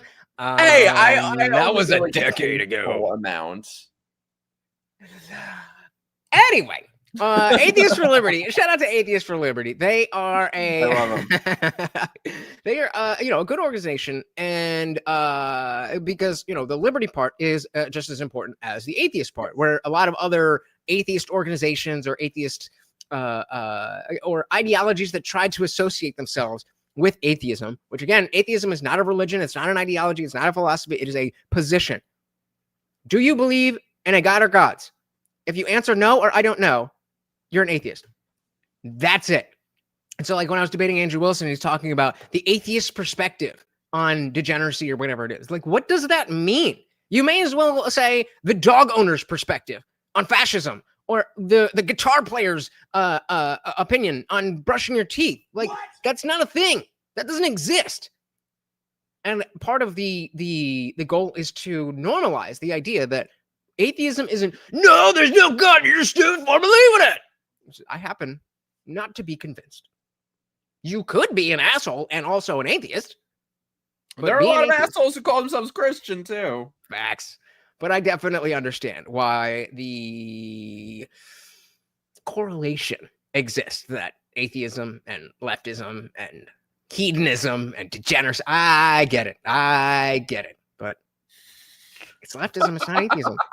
Fuck you, Tim. Spaces. That is not what I meant. Shut up. Walking in with your Austin Powers pump. Fuck you. Fuck you. Fuck you. Oh man. What I was going to say is that no, that's why I like, even though I'm not personally an atheist, I love people like Lutch. I love groups like Atheists for Liberty because I think we really do need all hands on deck. It's not about being religious. It's not even about being conservative. It's about not being fucking crazy.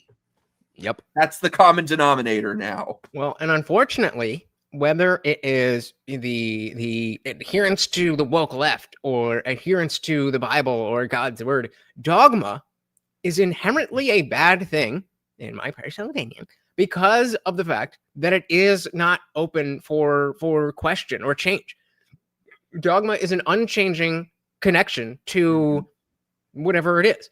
And so I like the structure that Christianity gives. And like most atheists will follow secular humanism, which is basically the scientific, if we so as Sam Harris, who I used to love and now is insane. Speaking of don't be TDS is a hell of a drug and he loves that shit. But before that, he was a good neuroscientist, Yeah. and he wrote a book on morality and secular morality, and talking about like, okay, if you Christians and other religious people are saying that we're talking about morality, and you're not talking about the spectrum of things and behaviors that can go from the greatest suffering of all human beings, and the other side of that spectrum is the greatest well-being for all human beings. If that's not what we're talking about, then I don't really know what you mean when you say morality. Because in my view, what is good for, what is beneficial to human flourishing and well-being is morally good, and that leads to more suffering is morally bad. And so I don't necessarily need an objective standard there. We can just accept that's the rules that we're playing by. And he uses the example of chess. Like, we know that there are better and worse moves to make in chess, but we made up those rules. There's no inherent rules of chess to the universe. But once we decide, okay, these are the rules, then we can then objectively say this is better or that is better. Similar to morality, even though I don't believe that there's a inherent right or wrong to the universe. If we can establish that moving towards human well-being is good and moving towards human suffering is bad, then we're on the same page. Mm-hmm. And so then, just like with chess, because we've established an objective thing, now within that objective standard, we can talk about good and bad and moral and immoral and all of that stuff. I love it. Makes sense? I think it makes sense. We It came also from have to Sam talk Harris. about, by the way, what a piece of shit Destiny is. Hell yeah! Is that the Saw guy? Is that the little guy from Saw laughing? I have no idea. That's It what might. sounds Is like. it? I think it No, might be. it I just sounds found a laugh, and because it comes sounds because like it doesn't go through the system, I had a quieter one, but you couldn't really hear it through the speaker, so I just went with this. I don't know. I just went like soundboard.com or something. Soundboard.org. Well, before we get to what a piece of shit Destiny is, let's have a very quick word from our sponsors.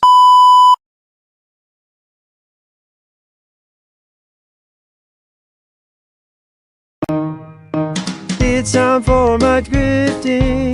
Give me all your money. Don't just be a drifter. Help me be a grifter.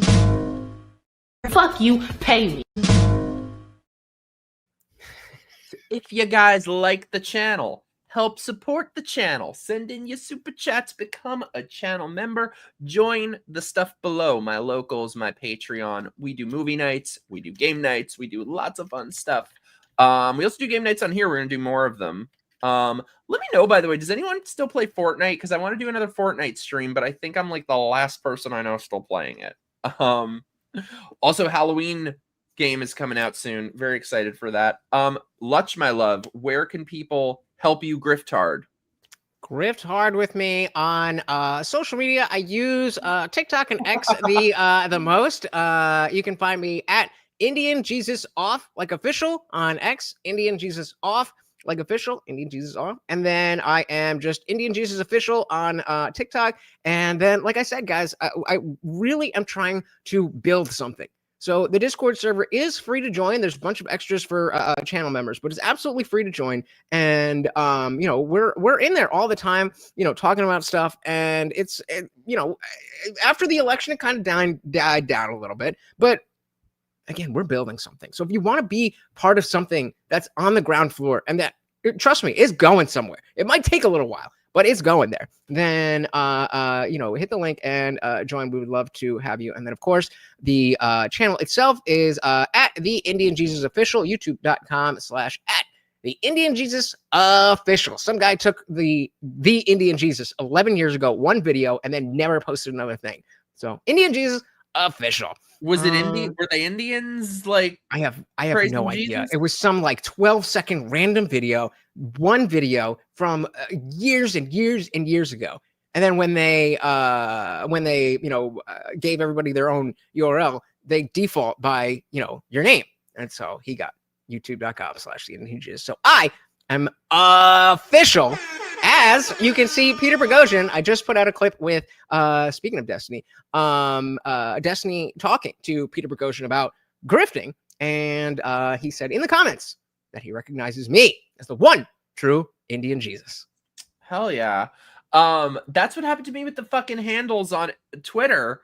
That there was like an at MikeHarlow that posted one tweet like forever ago, and there was at MikeyHarlow that never posted, that made their thing like 15 years ago and never. So I reported him for impersonation, and I was like, wait, now I'm never gonna get the handle. That was a bad idea. Yeah. So that is why I'm not MikeHarlow. DeVille, thank you so much, dude. Another treat for Morty. Morty. Oh, we're running low. You guys are doing the damn thing. We're running low. We're running low. Maybe we could finish out, or maybe. You should set a super chat goal and see if we can get Morty some peanut butter. Supposed to do that. That feels tacky. My super chat goal is here's how I do mine. Here's how I do mine. I think this is fair. And that's exactly why I was saying the shit in the chat. That like I see people who streamers who will, do their thing, and like the only chats they read are super chats, and they're like, yo, where the fuck is it? You didn't hit the goal. What are we doing? And like I make my goal. It's one goal throughout the whole stream. It's 15 super chats of any amount. And I count memberships. I count if you hit me on Venmo or at the Indian Jesus or CashApp $ the Indian Jesus. I count all of those. So $15 is enough to hit the goal on any given night. And then when the goal is hit, because we were talking about I do push-ups. $2 for every push-up. I haven't done push-ups in quite a while. So I'm gonna start yelling at people more. Give me your fucking money. I don't want fucking push-ups. Gross. Oh. I'm too puny. I'm too puny to be straight and right. Damn. If you're gay, I think you could be a twink, but the women don't like it. DeVille, I'm ready to read the dog shit out of Destiny. Let's get him. Also, dude, Nicholas, you're so sweet. Thank you so much for being here. Thank you for being so much. God, brother, you're the kind of guy I consider an honor to call a friend. Absolutely. I'm overrated. But you are not, Nicholas. This fucking piece of shit. Okay, so let me tell you a couple things about. I can find clips. What's that? I said, do you have clips? Because I can find clips while you're talking. Oh yeah, do that. See, he's like so much better at that than me. I'm a mess. This piece of shit. Let me tell you two things. Destiny. There's one. Well, let me find. I probably have this. I reposted this somewhere because first of all, someone just said on Twitter that I keep getting cuter. Thank you. You're full of shit, but thank you. At the Vera guy. Thank you. Single, if you know anyone. I'm just saying. Yeah, me too. I'm into chicks, but I'm also single. Can I tell you guys, by the way? Okay, can I go on a tangent for a second? So I told you Please. I played in this Survivor game this last weekend, right? So they did one season before that I watched it on YouTube, and a bunch of people who were on that season were like hanging out on production at this one.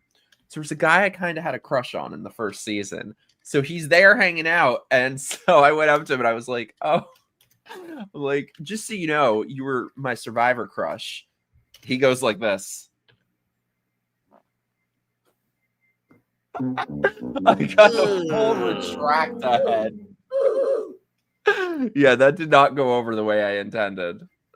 We got another person. Kushal, welcome to the Discord server. Thank you so much for joining. There we go.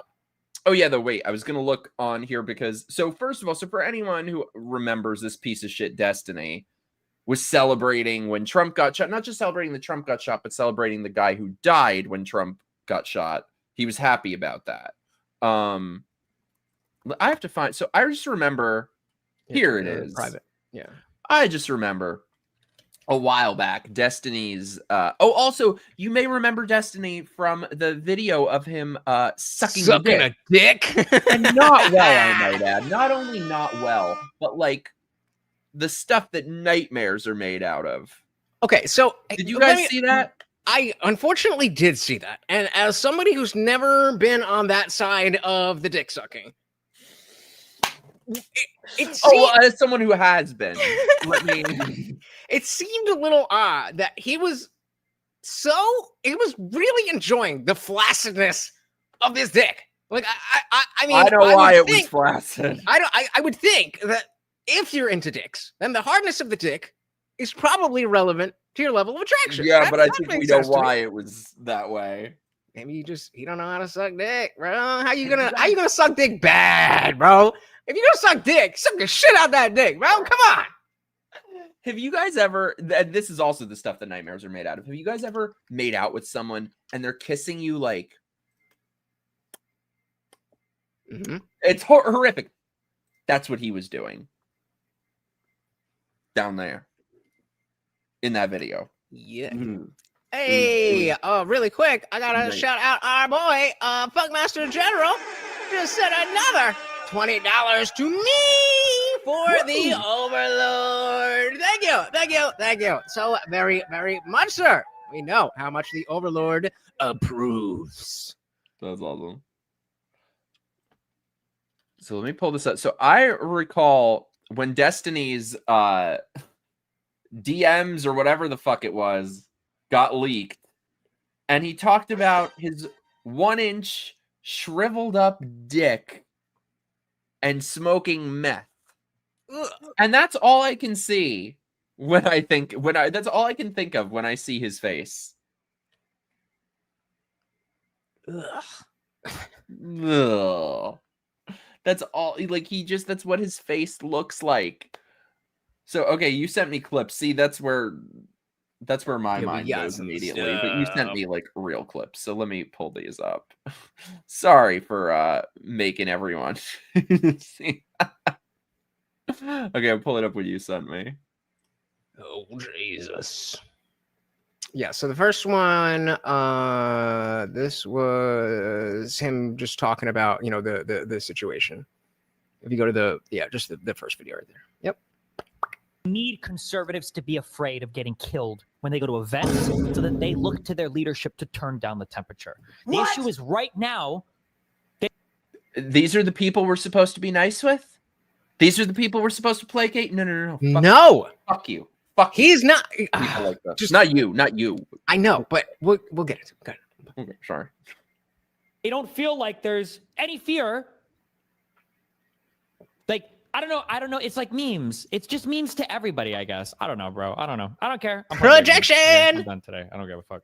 It's all game to It's them. gonna be so fucking gay if I get killed in the next fucking 2 months of shit I'm doing. Well, the cucked shit out here. Please don't anybody make any actual fucking the most cucked, weak ass, fucking bullshit ass speeches on my side. God, if it happens, holy shit! I'm gonna. It's hilarious that he's like, to go it would live be- and not.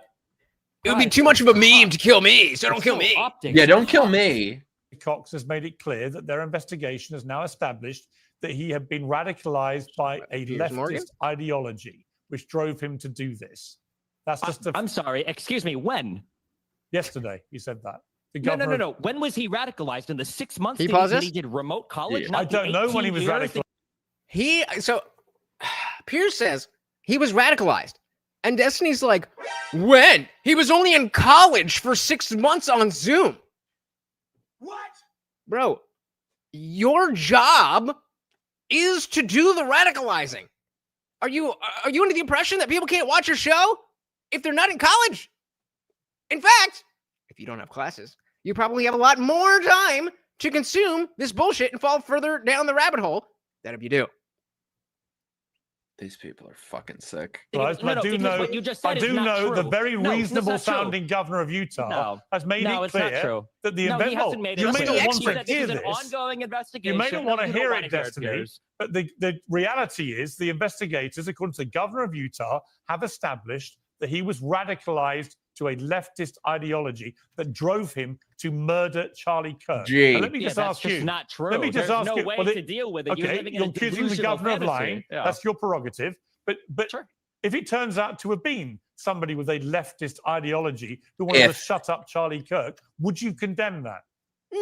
I won't condemn anything until the president of the United States can go on air and say, all of us need to calm down. Oh, Damn, Don't Steve. condemn Even the though murder we're of Charlie Fox and Kirk I'm until just- Donald Trump Fuck says something. you. I'm a YouTuber. leftists and Democrats have been condemning and turning down the temperature, condemning violence, turning down the temperature for a decade.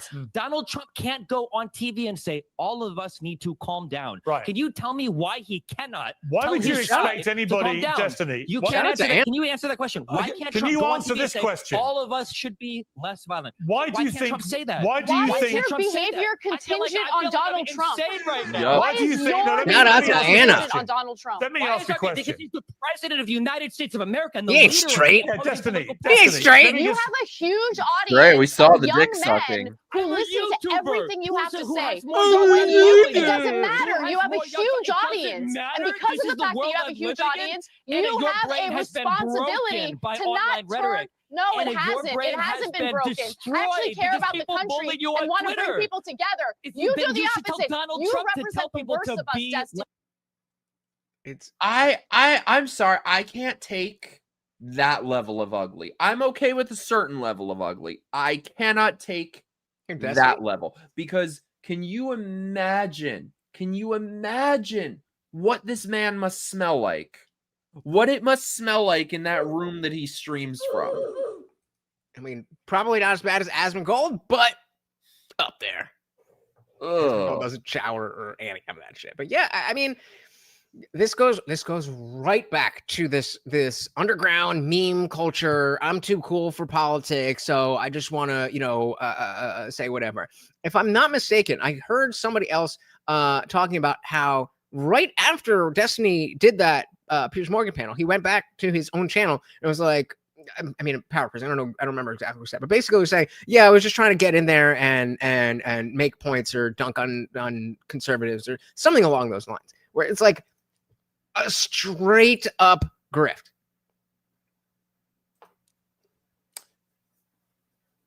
Sorry, I was just reading the chat to catch up.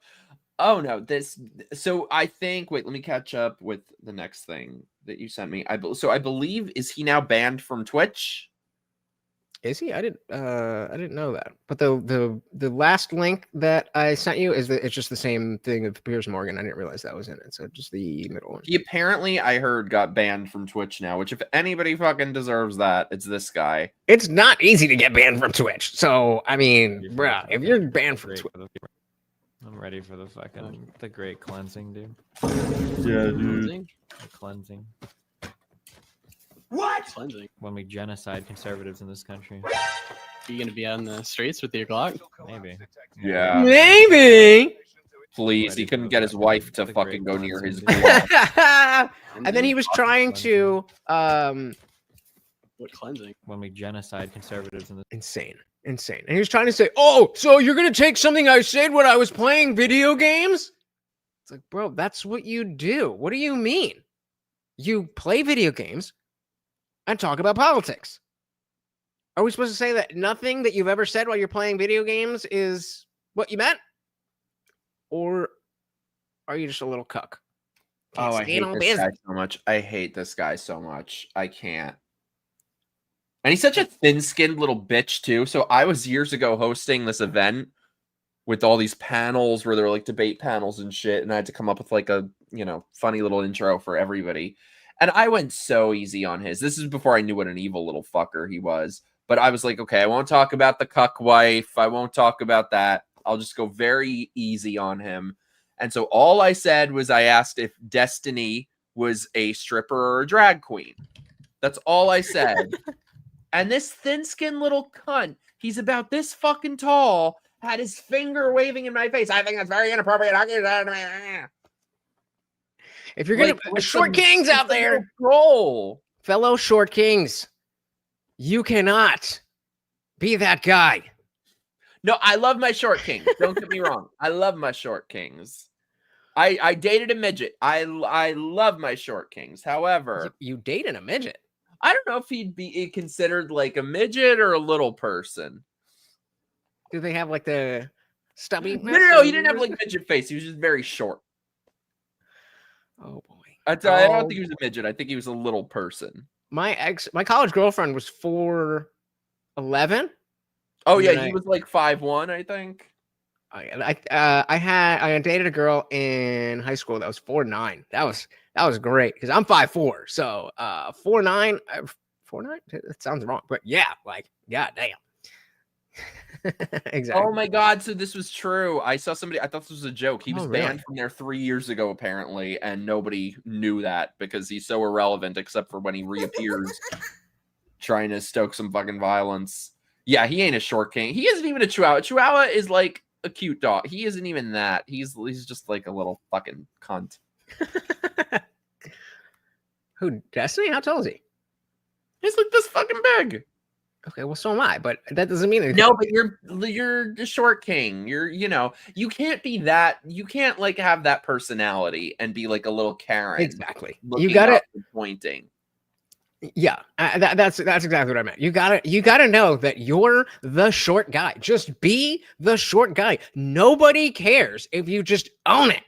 Like, you're not gonna grow, so you could be mad, or you could just. I don't understand why people like. It seems like this is like a big thing on dating apps with like women and shit that there are a lot of people who like care a lot about. I don't understand people caring about height. I don't give a fuck what height you are.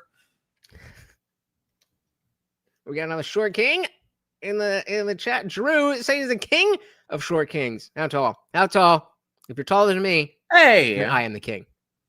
I am the captain now. I am you beat me to it. I remember rejecting his application. Shout out to Tom Cruise. I never saw that the newer Top Gun. In fact, I don't know if I ever saw the old Top Gun. I haven't seen any of his movies. Unit, sorry, I'm so sorry. I missed your super chat. I just saw this. You get more hetero every time I see you. Me? Really? I trade. Oh, look at the baby. I don't know about that, Unit, but thank you. Let me ask you something related to the L and the G and the B and also the T.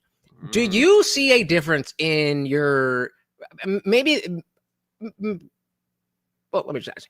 Do you see a difference in like daily life now that the trans issue has kind of been, let's say, downgraded? It's not the thing that is so right at the forefront anymore. Does that have anything to do with gay shit or not?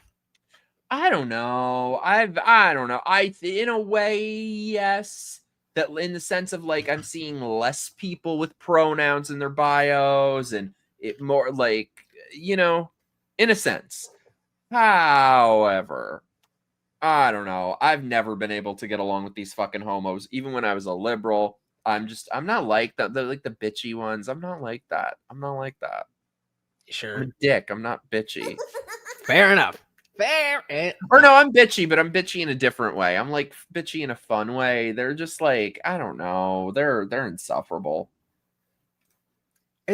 I mean, there's been, because I've seen not like as recently, but in general, I've seen so many people who are gay or lesbian and being like, yo, I don't want to have nothing to do with that.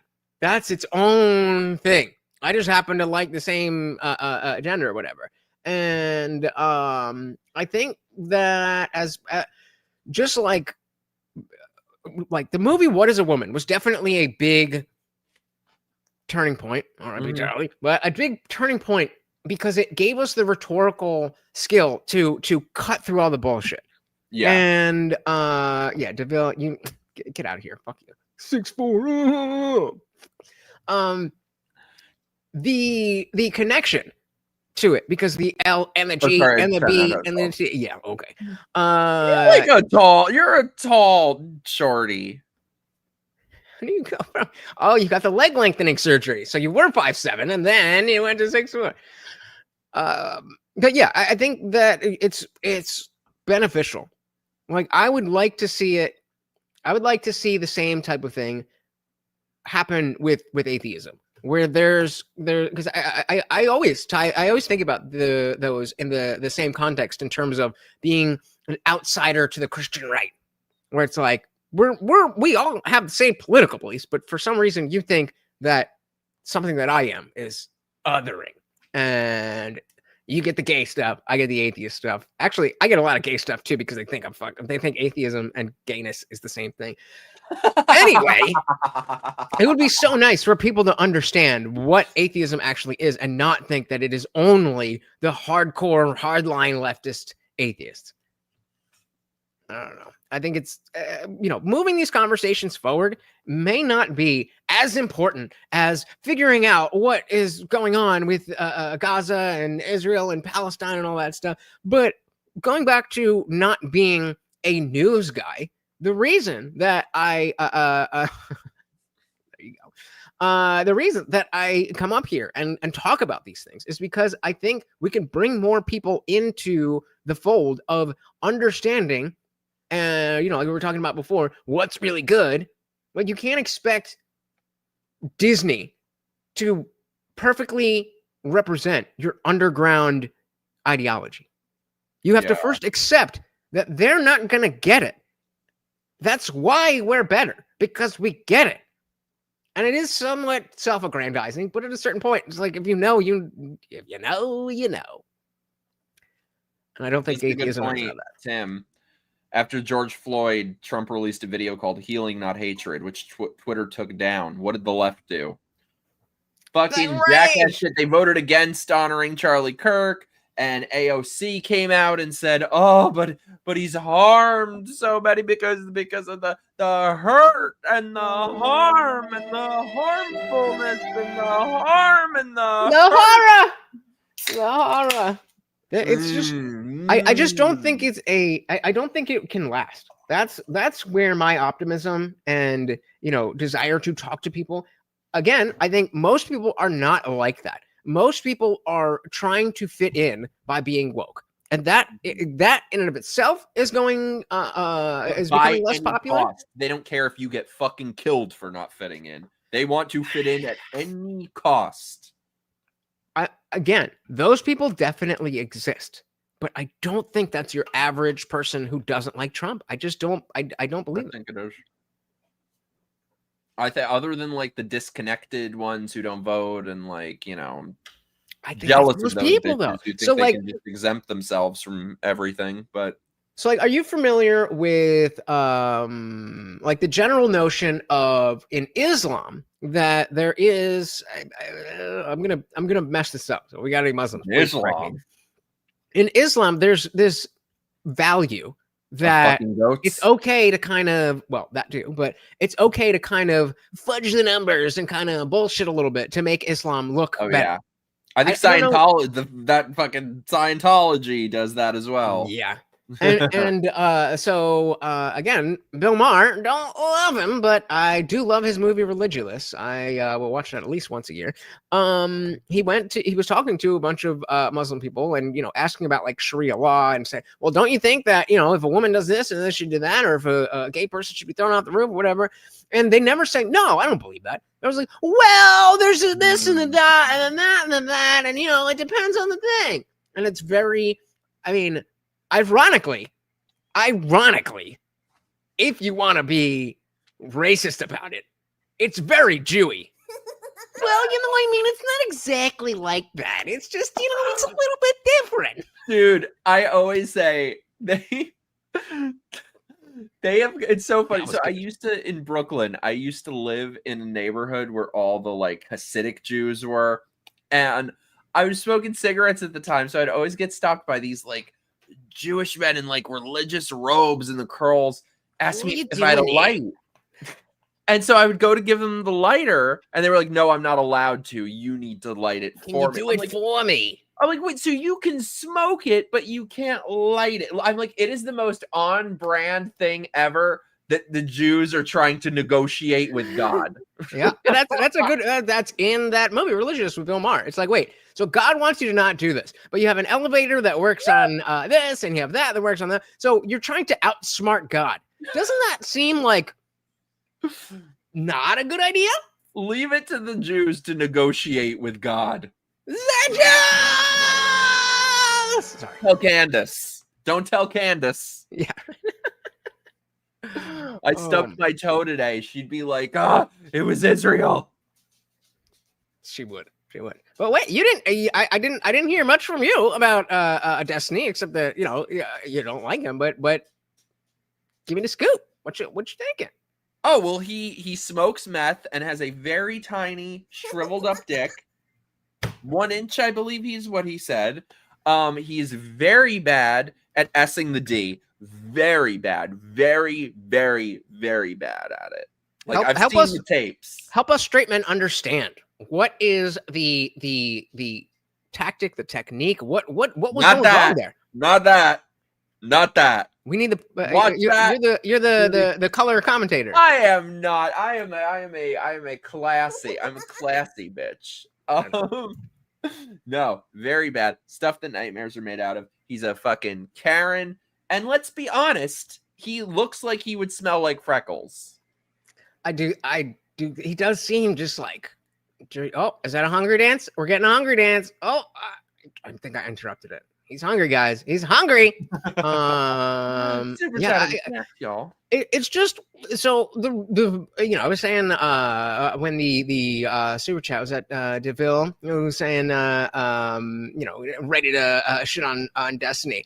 Like I was like, I had some shit to say because there was a time when I was willing to respect who Destiny was, and I paused there because I mean who I thought who was he? Destiny was. I thought he was somebody who was a good orator, somebody who is informed on his positions. I disagreed with those positions, but he could. I would think that there's many different things where he could beat me in a debate because he has a better understanding of the policy, the law, the history, the whatever, even though like I would be like that.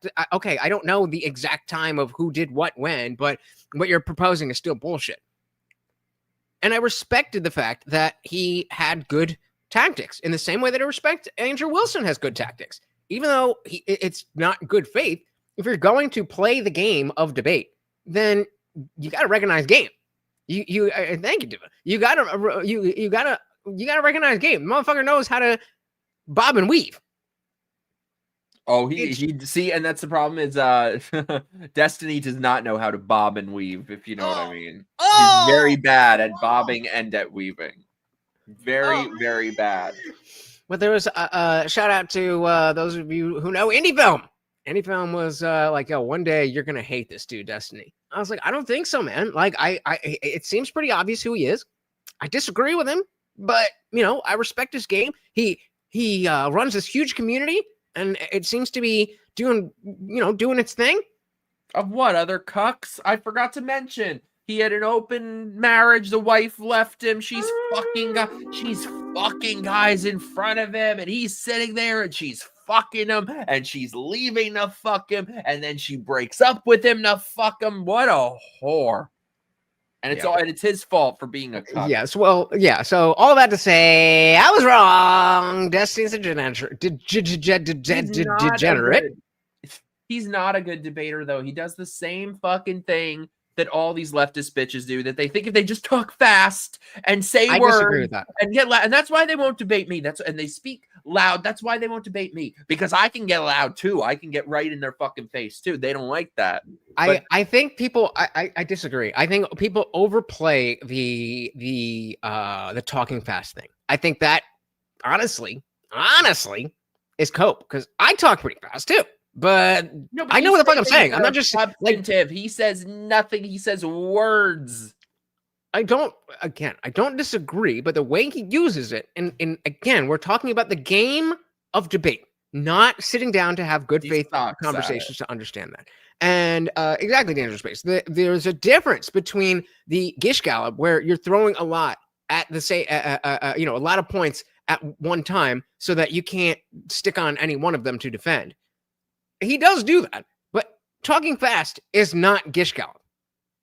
Gish galloping? You know what I mean? I don't know what that means. I thought that was like a they get so it's a logical fallacy in debate where if you're saying let's say going back to where when I was playing devil's advocate for the trans kid. I said, well, what about the self-deletion rate? And progress has come from this, and the scientists said this, and so I throw 7 different points at you at one time. So whenever it's your turn to talk again, regardless of what you say, you can't deny or debunk all of the things that I said. That's a tactic, and he does it well.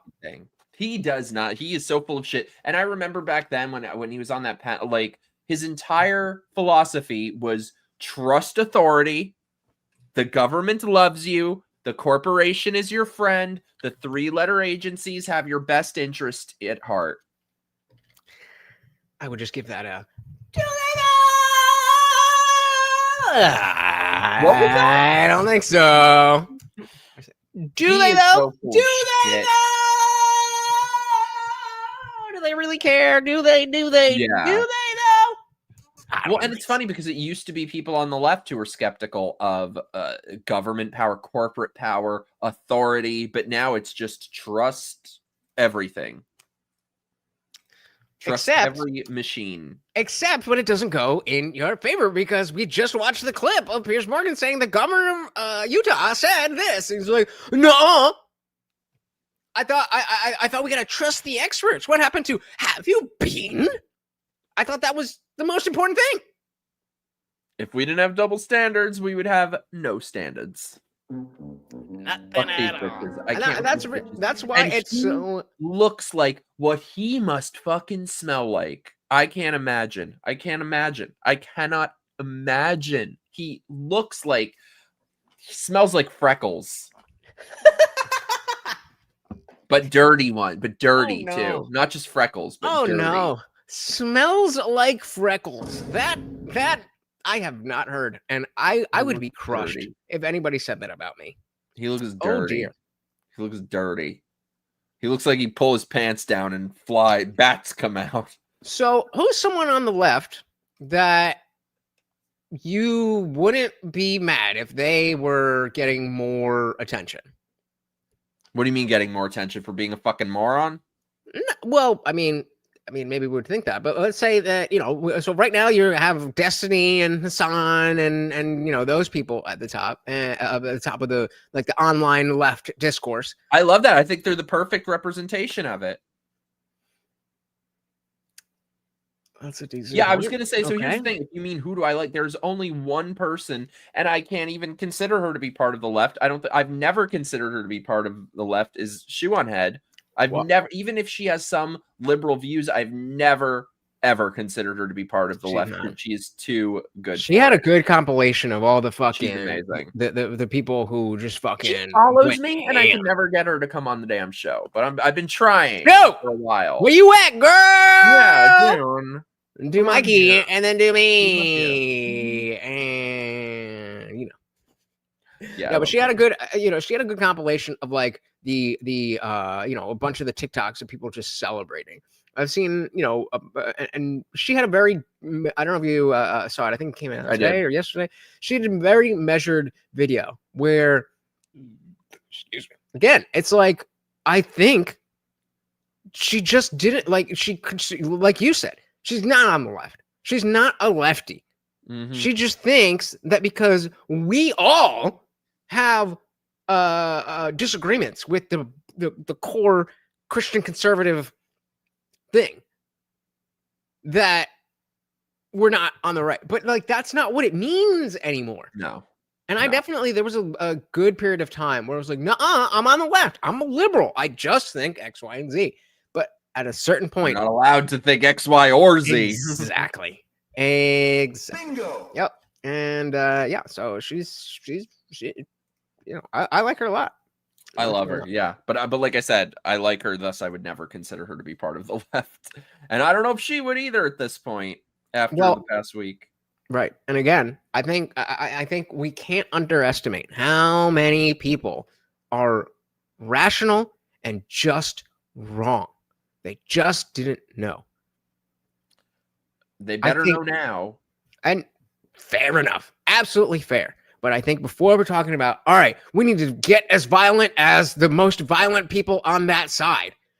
maybe we can just maybe we can see if some of those people can be reasoned with, and then we don't have to go out and do violence. No, I don't want us to do violence, but I think I think the past year or two or however long, like the right has been on a better track than it's been in decades. And so I think we need to continue on that track, which is a track of strength and not capitulating and, standing firm in the face of these psychotic communist demons. Yep. I agree. I think what do you think about this notion that I think at least for the next until the next presidential election, things might be reset when Trump is not part of the equation, but at least until then, I think we're going to see the Democrats have virtually zero power, but such a strong rift. Yeah, right. Such a strong rift on the right between the what I am deeming MAGA versus the woke right. I am deeming that. I think that's going to become the two-party system, at least for the next few years. Oh, that's that interesting. Democrats are they're just like, shut up, adults are talking. And then you're going to have the people, and then actual, not Nick Fuentes, actual America First people. That's where I see this going. That's interesting. That could be. I mean, so. I'd like to think there aren't enough woke types or woke right types to form that, but I would hope there wouldn't be as many woke left types. So I don't know. Well, the thing about the way that, again, I define woke right as someone who is on the right and using the same type of mentality and rhetorical tactics as Collectivism, identitarianism. Right. Identity politics, calling bigotry, shutting down conversations, Lutch, all of those things. Do you mind explaining that to folks for 1 second? I have to pee so badly. I'll be right back. So, I mean, we've definitely full screen me, motherfucker. Oh, this. How do you do it? How do I do it? Just click on there we go. It is, I am the captain now. But yeah, the woke right is a real thing. We definitely see that people are falling into the same patterns and issues that we had with the woke left, just for right-wing positions. And so again, obsession with identity politics, unwillingness to engage in certain ideas, dogmatic adherence to stupid conspiratorial bullshit that you can't verify. All of these things that we saw. What is it that you don't like about the woke left? Think about that. Just what is it about the woke left that you don't like? Now, take it away from the actual positions that they hold and think about how they got there in the first place. They got there because... Come on. What are we doing? Focus on my beautiful face here. What is going on? Whatever. Think about how they used extreme language. They used calling bigotry on every little thing. They took the idea that you have to you don't believe in this thing, then you're wrong. And it's the type of thing that you're seeing with oh, you don't understand that Israel's this and the Jews that.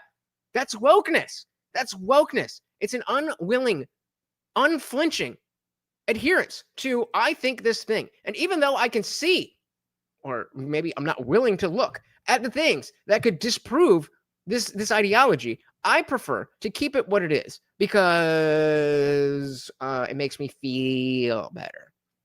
Has he said a bunch of stupid shit? What did I miss? Beautiful. Sorry, I was holding that for like an hour. You got to get a piss jug. I'll forget to put the cap on. Whenever I just go boom, boom, boom, boom, boom, and I still talk, and then we're good. What stupid shit did he say? Oh no, it was beautiful. It was beautiful. I just cooked, baby. I just fucking cooked. Should probably start wrapping up in a little bit though. So if anybody feels so inclined, send in your last super chats. Let's feed this beautiful dog. Hey Morty, dude. But this is why all of the past year, these are the reasons why you are such an epic guest, and I love having you on. We can't let it go this long again. I know. It's been a minute. It's been a minute. Nothing stupid. Thank you, M169. Come on, my people. Comment And I through. missed it. I got Now, the, I have I a got the pass. question. All right. I got the pass. I'm brown. Do you have the pass? So, like, would that be your word, or are you like, they say people of color, but they don't really mean it. So, Well, maybe you're just too white for this, but there is, if you put sand, the word sand in front of the N-word, oh, it's you then. that's me. So, I mean, I actually, You gotta put that in your intro, by the way. That should be your intro on every fucking show. I don't. If not, it's going in my intro. But I mean, we got a couple black people in the Discord server, and we go through the after party. We will have an after party if you guys are there. Like, yeah, we let that shit fly, but like, it's just because it'll be relevant. Like, we're talking about like black fatigue. We don't need to be like, well, the African Americans like this.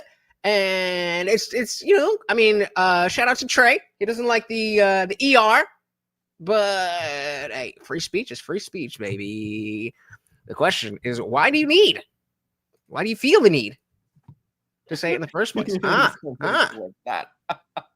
Oh, don't worry, I'm going through this whole I shit. need to, what I've been meaning to add to my intro for the longest time is when I was doing one of these college events, one of these dumb liberals that at the When you got shot in the neck. Sorry.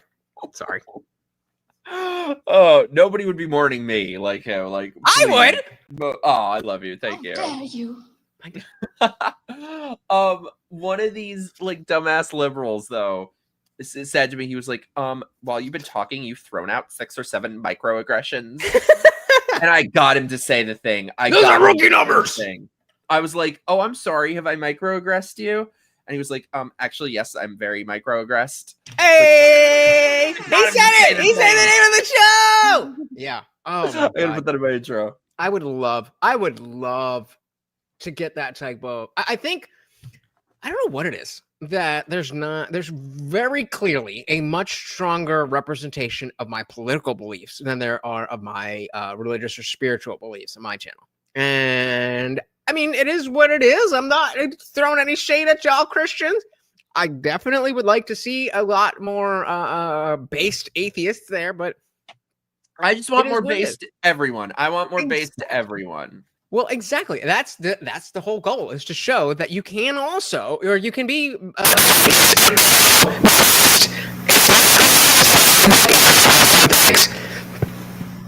Did that sound fucked up for everyone else? Because it sounds like the demon Pazuzu just inhabited him, but I don't know if it's my computer. Okay, he's fucking with. What I'm hearing? That's yours. Okay, yes.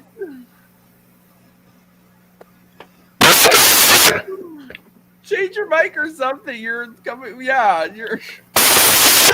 See, guys, I normally think it's like tech problems are like it's my fault. The power of Christ. See, this is God smiting him for being a heathen.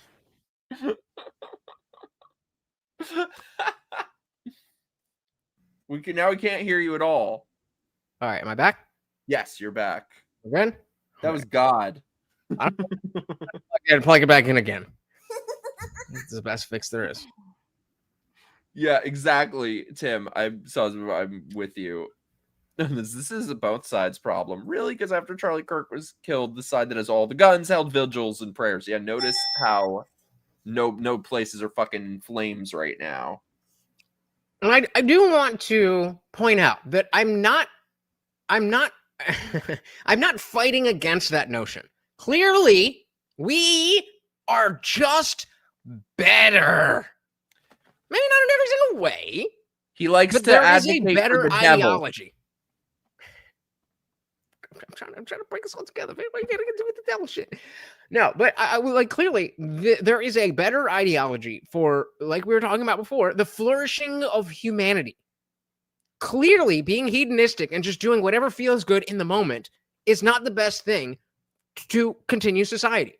That's not really up for debate. What is up for debate is the like the is it wrong to, even though I know this isn't the best, I want to do it, so I want to do it, which again is just basic what hedonism means.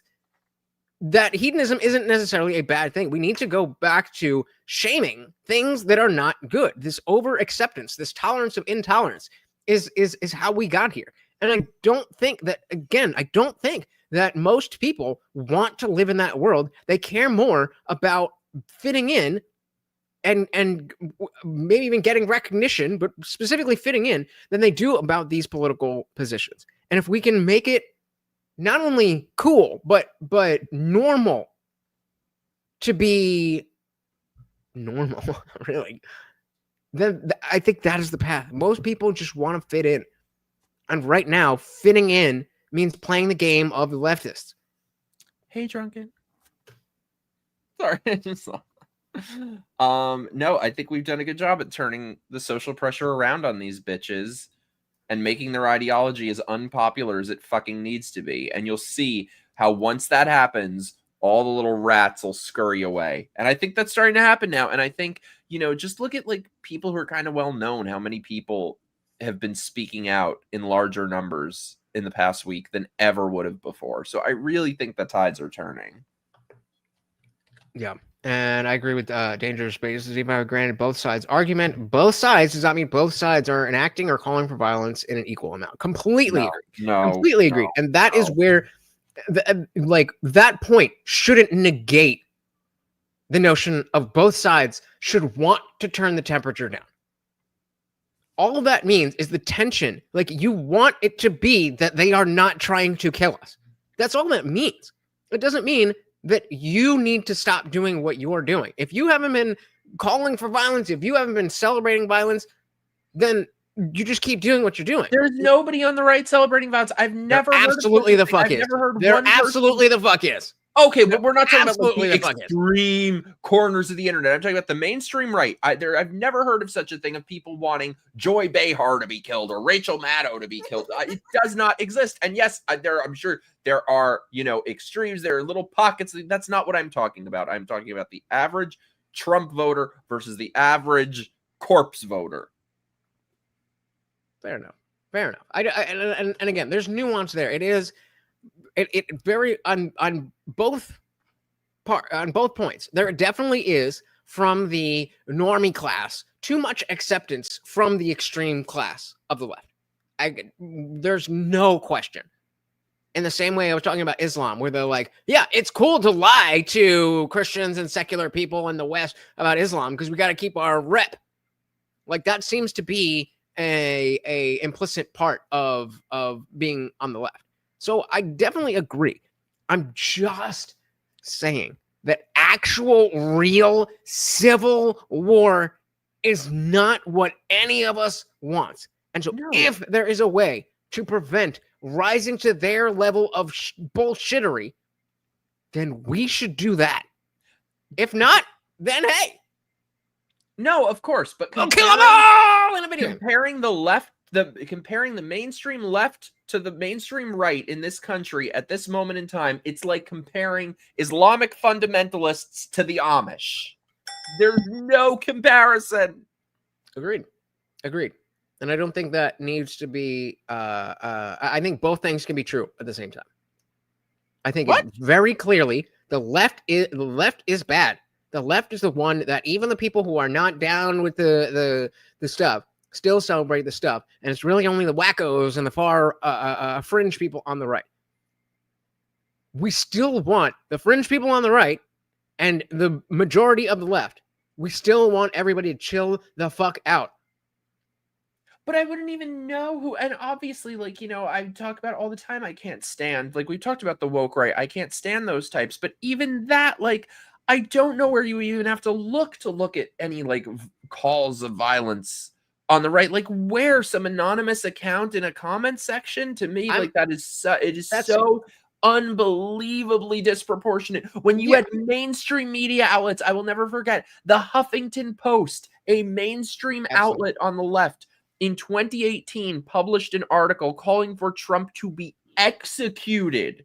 That's in a mainstream publication. There is no comparison. I'm not making a comparison. I'm just saying, I That's the don't whole mean you. point. Is that there's not a comparison being made. There is no, like you just said, there is no comparison to make. To be made. The left is worse, unquestionably. That's a different point than we all don't want people killing each other in the streets. That's where this leads. And if we're just like, yeah, fuck them back. Like, okay, now, today, that's like, yeah, rah. But in 3 years, what does that lead to? And I think that we, as people who hold the political values we do, and certainly you Christians, should be 1,000% in agree with me that even though they are the bad guys, if we're trying to assign blame on who's worse, it is very obviously the left. Nobody except retards on the left are fighting that. That's a different point than because they are crazy leftists that we should match their fire with fire. I don't think. I believe match it. Metaphorical fire times 10. I believe what does that mean then? What Trump believes is that when someone comes for you, you go after them times 10. You hit back times 10. That's what he always used to say on Celebrity Apprentice. When someone but that wasn't a go time after before Mary Lou Henner for her where interior fucking decorating everything. skills, you punch back times 10, and that's what I believe. That's what I believe in. You said where would that lead, though? I think where it could lead is the defeat of communism in America. I think that's hopefully where it is leading. But I think this is the difference between us is you're such like a nice person. I'm not. I'm like, fuck these people. Fair enough. So, okay. That's my entire ideology now is just. I'll leave you with some food for thought. If, let's say, we give two situations. Situation A is we need to go through some type of violent period. I don't mean like everybody's taking the streets, but I'm just giving you two different scenarios. So scenario A, there does need to be some violent pushback on the left before they realize that they can't just do what they're doing, talk like they're talking, say like they're saying, push what they're pointing. That happens, and then that causes the temperature to be turned down on the left. That's situation A. Situation B is where a lot of people who maybe weren't really into politics or weren't on the right have seen the level of celebration from some people on the left and now have woken up and been red pilled to how fucking insane the left actually is. And there is a potential, I'm not even making a promise, a potential to bring us back to a place where we don't have violence. We don't have political violence on this scale. I think situation B is preferable to situation A. But I think there are two ways of getting there, which is one, capitulating to them and going back to how things were and letting them get their way, which can never be an option ever, ever, ever again. Or peace through strength. That is what I believe in. Peace through strength. The only thing these people understand is strength, and they need to be peacefully wiped out. Their ideology, not them as people. I was trying to think of a better way. But I don't know. That, again, what does that mean? What do you mean? Like, what peacefully need to be deprogrammed from this bullshit, and it's happening. And they need to lose their power, the power that they had over every single one of us years ago. They no longer have that power. Okay. You aren't going to get canceled as easily for having. So we're talking about. So then you're talking about voting and cultural discussions? Is that what you mean? Yes, but I'm talking about another thing as well, that it would drive me crazy when I would hear Republicans and people on the right talk about this line that they've been repeating for 50 years about, government shouldn't get involved, which was always an excuse for the moment that they get into, the left gets into power and they get to fucking work. Then we get Republicans in power and they sit on their ass and do nothing. No, I think we need to use every tool at our disposal to swing the pendulum back. And then once we get it to the middle, we could say, okay, now we can talk and think of a way forward. But these people have to play by their own rules first. Fair enough. I agree. And I And it think is we- nuanced. Like I said, I think we need people in government to use their position on behalf of the people for once. Yeah.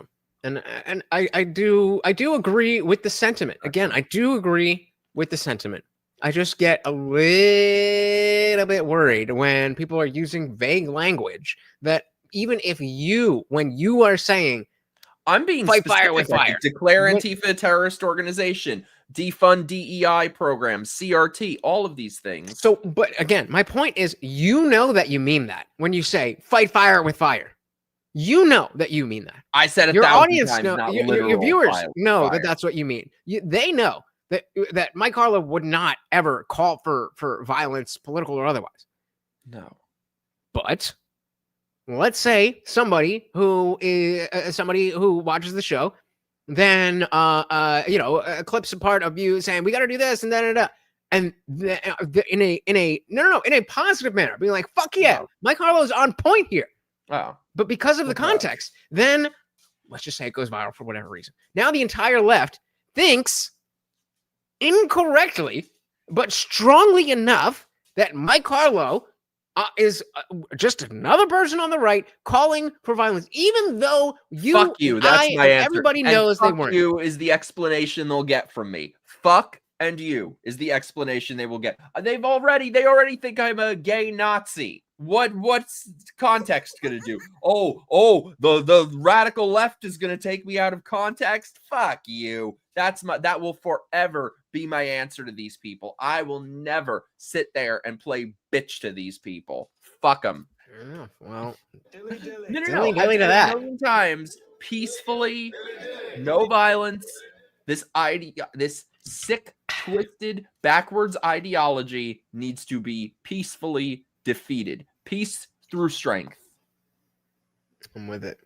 I am with Like it. I said, you are a much nicer person than I am. I guess. I don't know. I hippie do at not heart. think of myself as a nice person. You're like a hippie at heart, I think. I think you're like, let's all get along. I am not. I did used to call myself a neo hippie because I believe what the hippies believe, but I also shower. So maybe Exactly, Tim. Nobody would ever take a right winger out of context. Charlie Kirk hated black people. That's how it be. That's I how don't give a it shit be. about these people. Can go fuck themselves in Macy's window. So what's more important, your life or taking it out? I don't get it. What? Because me and Liberty Plus TV, we were going back and forth about this, and on X, and I understand a little bit. I understand a little bit better now. Like when the same thing you were saying, I'm like, are you talking about bringing violence? Thank you, Bill. I appreciate that. And he was like, no, that's not at all what I'm saying. But for me, somebody who knows Liberty Plus TV, how Liberty Plus TV talks, he won't join the Discord because he's a little beta loser. But I talked to him enough. And I was genuinely scared. I'm like, bro, are you saying this? And I wasn't being a troll or anything. I genuinely thought that that's what I'm saying. And I am somebody who is, understanding. You get somebody who's looking for bullshit, looking for a reason to bring more violence against the right, and they misinterpret your bullshit. Does it matter that that's not actually what you meant? Fuck you. I don't know.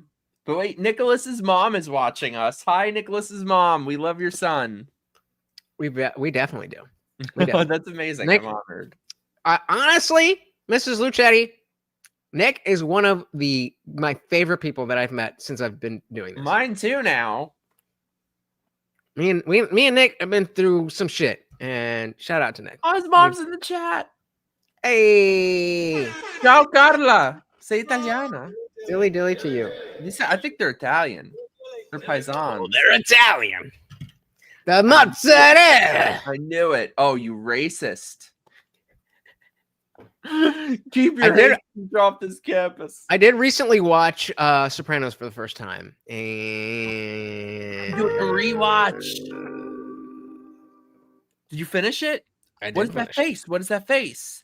I think a lot of people who like it are just kind of stuck with the nostalgia of seeing it live. It's also presented as a different thing that it is. Like it's presented as like this mob thing, and a lot of people talk about it in context with Breaking Bad and Better Call Saul. But it's I've never watched those. How dare you? Haram! You're gonna sit. This is exactly my fucking point. You're gonna sit here. You're gonna sit here and lecture me about the fucking gabagool, the fucking Sopranos, and you haven't seen.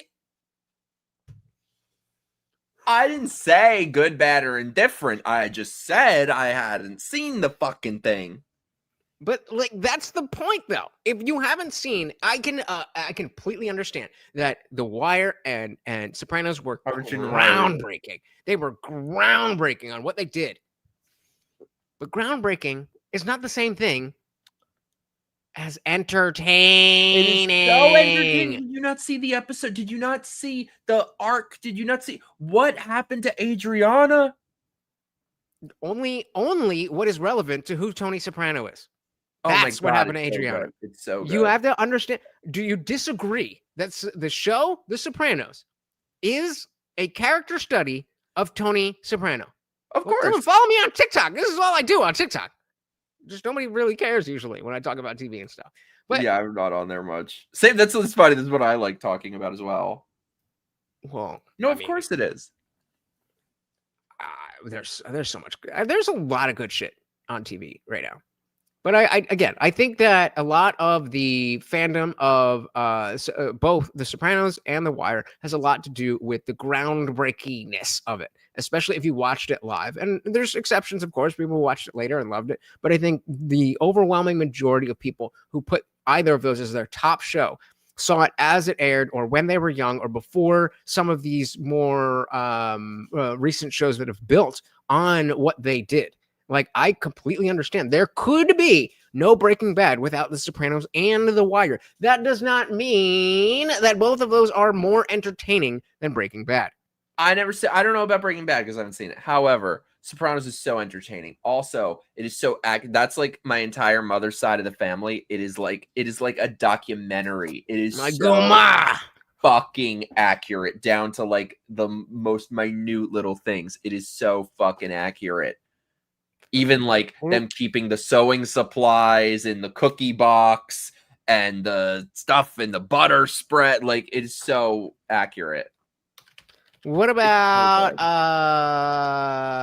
Lost? You watch Lost? I never saw it. See, a bunch of these shows like that, or I know. Here's one that I feel very justified on. Game of Thrones. People gave me shit for years that I hadn't watched Game of Thrones. And I feel so justified because then they're all upset about how it ended. I don't care how it fucking ended. I never started it. Go watch Game of Thrones. The thing is, the worst experience because it's gonna let me down and disappoint me. I could just go on a Tinder date.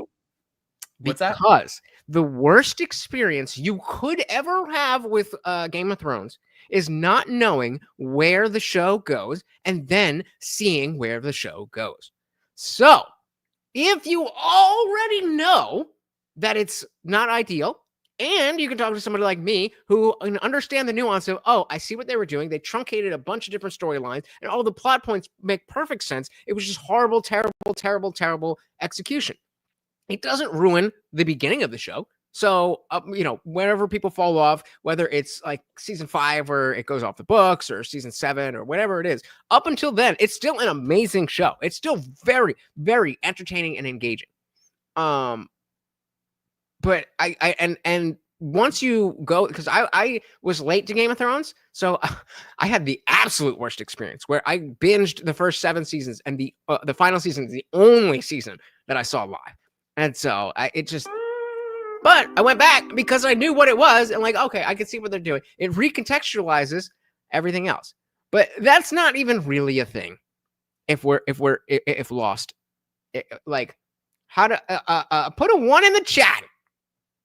Put a 1 in the chat if you would be down for a MIKERoaggress'd Indian Jesus watch along party for Lost. I'm down. 1. I only watched it for the first time last year, and I've already watched it 3 times. And every time I watch it, it creeps closer and closer and closer to Breaking Bad, Better Call Saul. I gotta watch those at some point. Nope. See? Oh, Night Junkie. Oh my goodness. Season 6 was everything. That's the beauty of Lost. I need more shows to get into though. Like there are none that I watch anymore. I'm almost done with my Sopranos rewatch. I just hit season 6, so like I'm almost done with it. I'm gonna BoJack. I've heard I need to watch season 1 of True Detective. I've heard that I would like that. I also I got I don't remember exactly how far in, but I am super picky about what I watch, and I kind of fell off True Detective. I mean, I could definitely give it another shot. Well, I heard only the first season is good. Yeah, like similar to Prison Break, like the first 2 seasons are solid, and it's like about the prison break, but then it's like they broke out of the prison, and then it's like, all right, what do we do now? There's a new show with Jason Bateman. I think it just came out like yesterday or something on Netflix called Black Rabbit. And if you liked Ozark, very, very similar vibe. And it's very Jason Bateman. So like if you like Jason Bateman, you're going to like Black Rabbit because it's a lot of Jason Bateman being Jason Bateman. But it's a good story. Yeah, like Drew, I don't waste your time with Black Rabbit. You unless you loved Ozark and just didn't, like him specifically. There you go, Dangerous Never watched Spaces. any of these.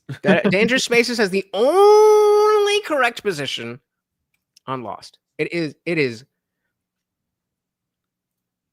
Yeah, I need to watch it. Game of Thrones all the way through. Really? Really? I mean, we could bang that out though. There's not a lot of episodes of that. I mean, it's there, but most of it is good. Only if you guys watch like season of Survivor with me. What other reality shows do you like? They've all been destroyed. None anymore. I used to love Big Brother. I can't. They've all been destroyed this last decade. With like none of them can have confrontation. None of them can have disagreement. It's very much a reflection of what's been happening in the world. So maybe they'll hopefully swing back the pendulum. This is a similar thing too, but if Netflix does a good job with their reality shows, if you understand that reality TV is supposed to be trashy and superficial, like what's the only good one? I haven't watched any of the Netflix ones, but the only good current reality show that's like doing it well, The Traders. I don't know if anyone's watched that. I love The Traders. And I'm probably going to do a Traders game stream next month. It sounds familiar. What is that about? It's a game that's sort of like Mafia or Werewolf, and it's like murder mystery themed. I used to love The Amazing Race, Drew, but like it's gotten shitty. I used to like when they would like screw each other over in the airports to get the best flights, but they don't do any of that anymore. Yeah, and I mean, same thing happened specifically with Love is Blind. Like, oh man, the early seasons of Love is Blind is like that is peak reality TV. But then it just got to the point where everybody knows they're going to be on Netflix, and it becomes that. But The Circle is another Netflix original reality show. It's not a dating thing. It's each person is like in their own little apartment, and the only way they interact with everybody is through like texting, and it's really interesting to see how that plays out. And that's probably my favorite. But I mean, I've seen them all: The Trust, Perfect Match. Too Hot to Handle, bro. Give me that shit. Let me tell you guys, it's not gonna air for a while. They have to first edit it, but like when it does, Survivor USF on YouTube, you ain't ready. I really wanted to bring back some like old school nasty reality TV villainy, and I did it. That's all I'm saying. Yeah, there's a guy whose channel I follow, and he just like his whole channel was just like, let's take a look at old reality shows. And like I was saying before, I didn't know that I think his name is Chris James or something, but I didn't know that like reality TV was, that interesting like that. I just had a mental block that I just assumed it was bad. And so like, 60 days in, bro, 60 days in. What? You never seen 60 Days In? No. Oh, that is fire. So 60 Oh, yeah? Days In is a prison type reality show. When I first heard about it, I assumed that it was like MSNBC lockup. Let's just see what people in jail are doing. But it is not that. What it is they have like 3 or 4 people 60 inches in, like that one. But yeah, they have like 4 or 5 contestants that go into the jail or into the prison at like undercover, and like only the warden and like one other officer knows. So none of the prisoners know, none of the officers know. You just gotta fucking thug it the fuck out. And like they have a signal, like sometimes it was like that, or sometimes like that. Yeah. And so like sometimes people would be like freaking out, and like let's say that was a symbol, right? You just fucking put your hands on your head like that, and they'll come in and bring you out, but like they can't fuck up the show. So if you do that at like 2 a.m, like ain't nobody leaving their cell at 2 a.m. You gotta wait till breakfast. It is awesome. Shout out. Oh, this sounds so good. Yeah, I no, need that's to right. watch this. Well, dude, I am. Are we about to start a pop culture channel? Let's Are do we it. about to Let's do it. start a That's all I pop really culture wanna do. channel? That's what I want to do. Comes in the chat. I already got a good name, but What? I'm not gonna say it because then somebody will steal it. Ooh, well, I can't wait. But dude, thank you so much for being here. This has been amazing. It has been way too long. We need to keep it going and do more stuff. I love you, dude. I love you back. Thank you so much for having me. Big shout out to the chat and everybody who is a normal viewer of mine coming over to your channel. Make sure you are subscribed to MIKERoaggress'd, just like you subscribe to me. And again, And my peeps, make sure you are subscribed to this lovely man with the greatest hair. And again, guys, remember that it's little things, liking the video, commenting on the stream after it's over, sharing the video. It doesn't even matter if you think anyone's going to click on the link. Just by you telling YouTube, X, Rumble, wherever the hell this is, just by you telling the platform that you want more people to see it, they will show it to more people. It's free. It's easy. We are struggling out here, and we might get shot in the neck. So just give us a like. Hit Morty Needs Treats in the comments. Say, Mike is the sexiest gay dude I ever met in the comments. Whatever it is. Doesn't matter. Just be here. And of course, join our respective Discords if you really care, because that's where the real shit goes down. Lutch, you are amazing. I love you. His links are below. My big links are below. Do all the stuff. I'm just going to make this the pop culture channel. By the way, let me just say, I've been wanting to do a Celebrity Apprentice rewatch series for the longest time, but I don't know if anybody gives a shit about that. I thought it was just me. Let me know, you guys, if anybody would watch those videos. Because I would do that privately in Discord. I don't even give a fuck about views. I would do that. I want to do privately in videos Discord. of it. Oh, DeVille, thank you so much. Hey, thank you. A nightcap for the Overlord.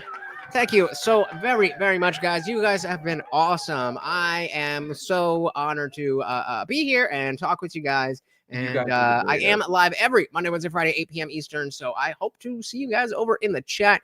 And yeah, you guys are awesome. Okay, I'm glad that like some people are down for that. Okay, I think I'm gonna start doing Celebrity Apprentice videos. Let's go. The great stream. What is your cooking stream? I don't know. Tell me what you want me to cook, and I'll cook it. I'll do a stream cooking it. Just tell me what you want to cook. Nicholas, so great seeing you. I have to restart my Discord. I got a new phone and like it's complicated, so I'm gonna post it on like my locals and Patreon and all that stuff, channel members, etc. This week I'm gonna get that done. But in the meantime, follow me on all the stuff. Carla, amore mia. Thank you. Thank you guys so much for being here. I love you guys. This is so much fun. I will be back next week with a couple shows. I got some cool people coming on, and we'll keep the party going. Love you guys. Bye.